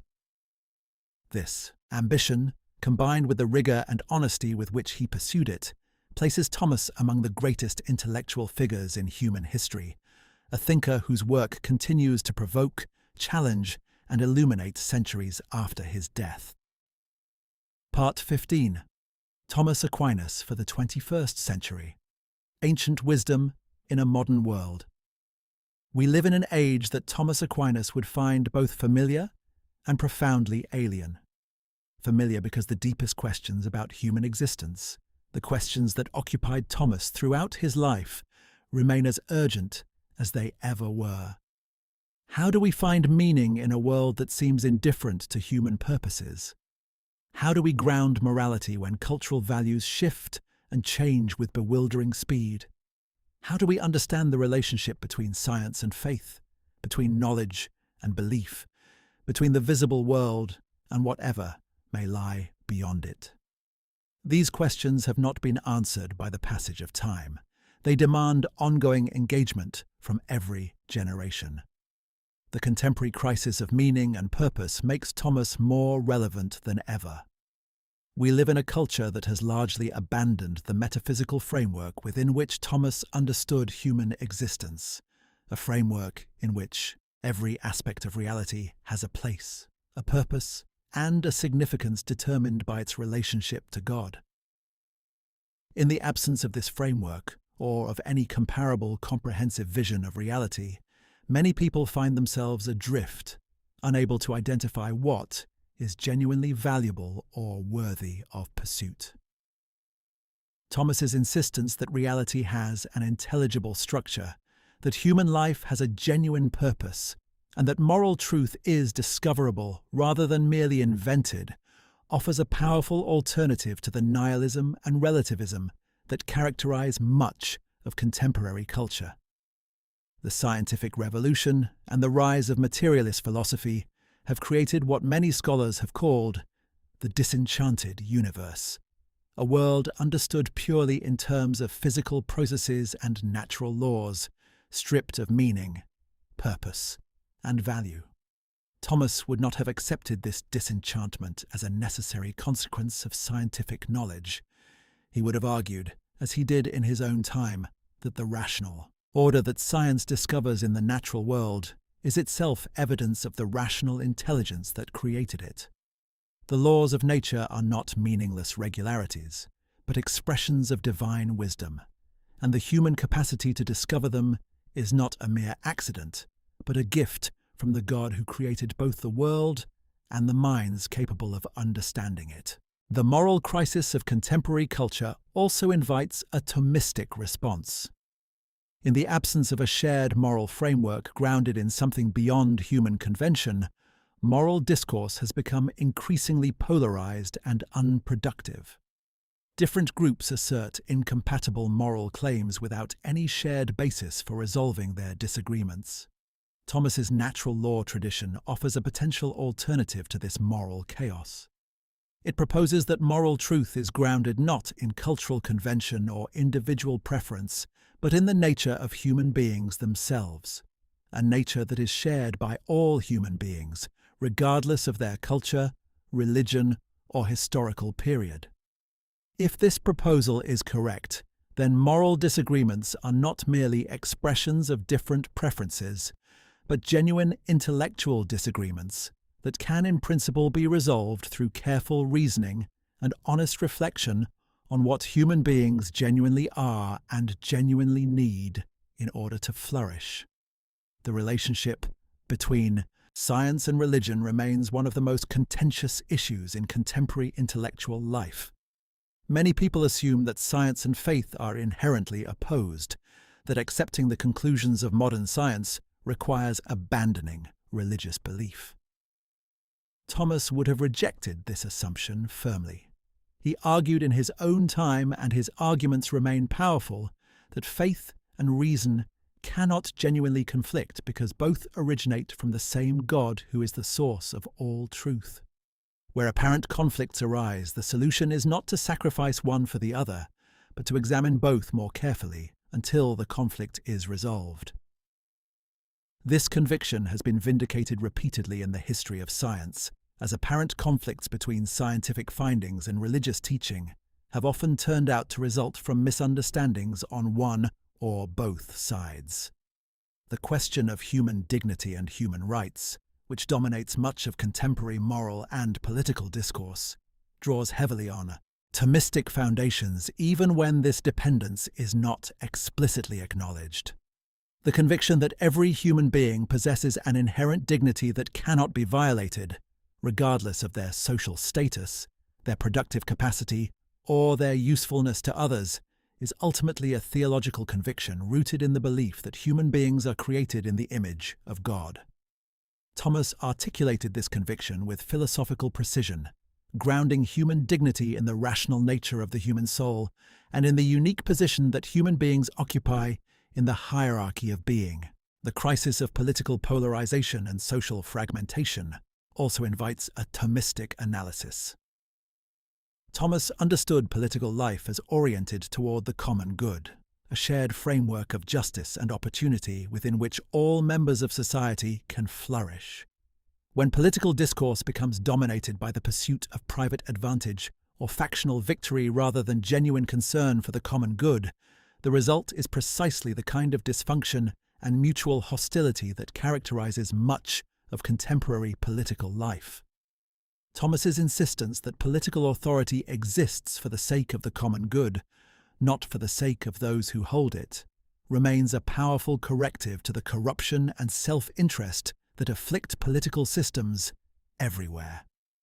The rapid development of artificial intelligence and biotechnology raises moral questions that Thomas could not have anticipated in their specific form, but that his philosophical framework is remarkably well equipped to address. Questions about the moral status of artificial beings, about the permissibility of genetic manipulation, about the proper relationship between human beings and the technologies they create. All of these questions require a clear understanding of human nature, human dignity, and the moral principles that govern the treatment of rational beings.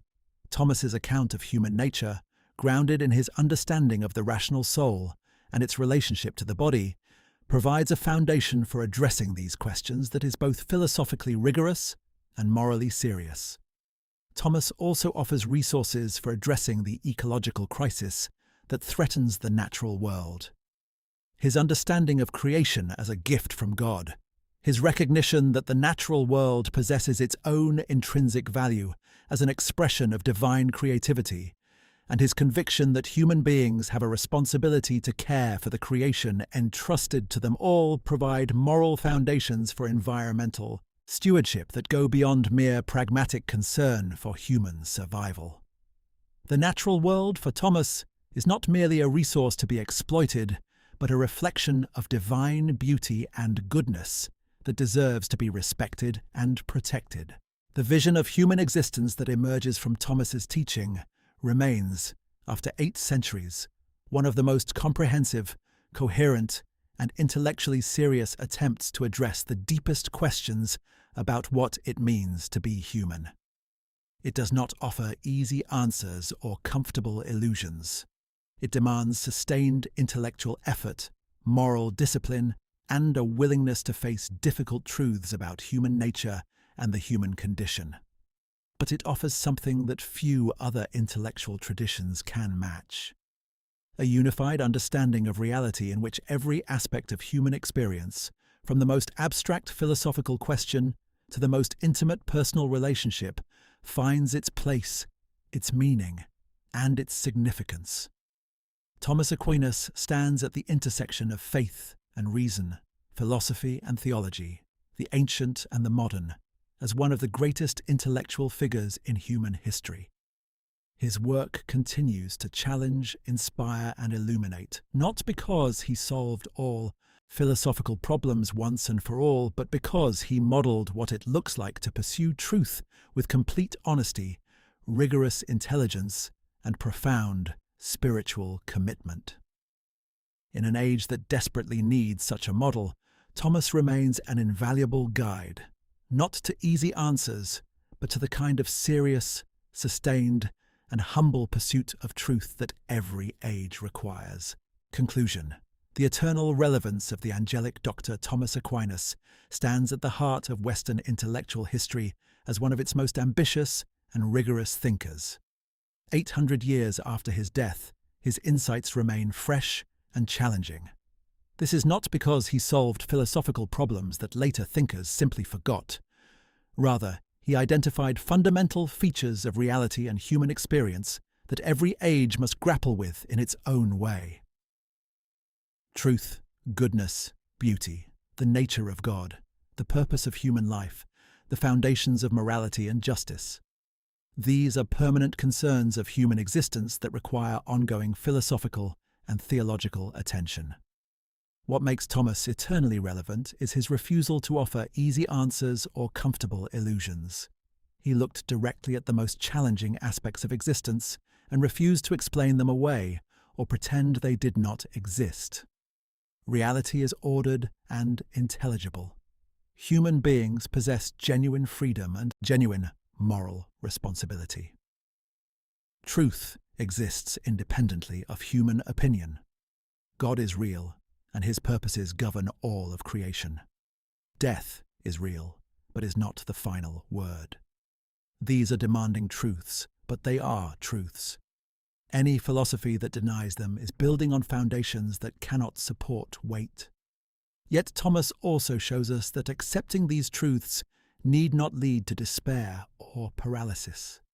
There is meaning and value available to beings like us in circumstances like ours. The natural world genuinely does reflect the perfection of its creator. The moral law genuinely is written into the structure of human nature. Wisdom genuinely is possible for those willing to pursue it with dedication and humility. Life genuinely can be lived well, in accordance with truth and oriented toward the highest good.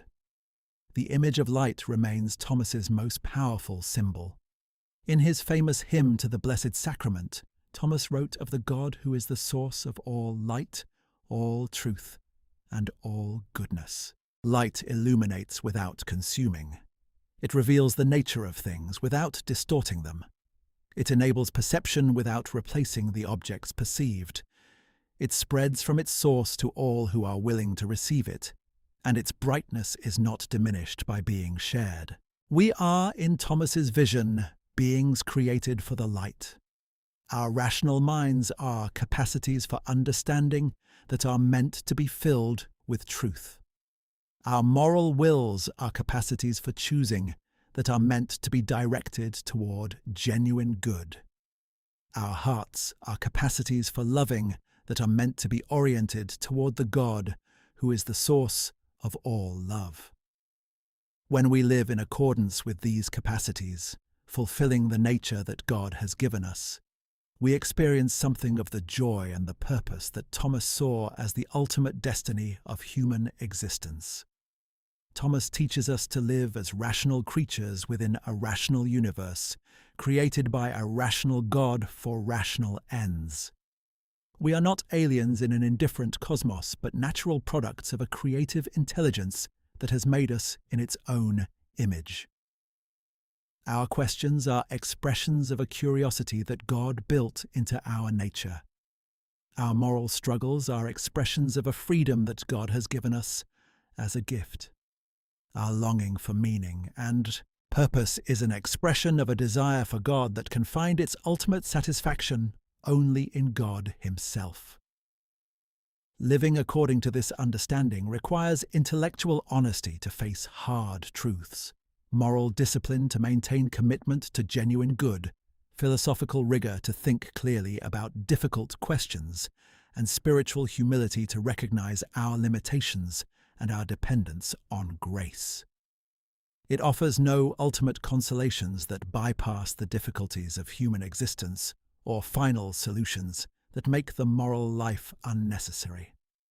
But it does offer something that few other visions of human life can match: a comprehensive and coherent understanding of what we are, where we are, why we are here, and where we are going. The light that Thomas perceived in ancient Christendom continues to shine. The truths that he articulated with such extraordinary care and precision remain true in our contemporary world. They will remain true for as long as there are rational beings capable of perceiving them. In the end, Thomas Aquinas offers us not a system of doctrines to believe without question, but a way of seeing to practice. He teaches us to look beneath surfaces to essences, to recognize connections where others see only separations, to accept the demands of truth while understanding its rewards, to find unity in multiplicity and order in complexity. He shows us how to think for ourselves while remaining rooted in a tradition of wisdom that stretches back centuries, how to question assumptions while remaining committed to genuine truth, how to seek knowledge even when it demands sacrifice and sustained effort. This is wisdom that every generation must rediscover for itself. We cannot inherit it ready-made from our predecessors, but must achieve it through our own efforts, guided by the insights of those who have travelled this path before us. Thomas Aquinas understood 800 years ago what we are still learning to grasp: that the pursuit of truth is not merely an intellectual exercise, but a moral and spiritual endeavour, one that requires not only intelligence, but character, not only knowledge, but wisdom, not only thought, but love. The light burns on. We are its temporary bearers, illuminating for ourselves and others the path towards the truth that Thomas spent his life pursuing. This is enough. This must be enough. This is what it means to be a rational creature in a universe created by a rational God. Thomas understood this with extraordinary clarity. We are still learning what he tried to teach.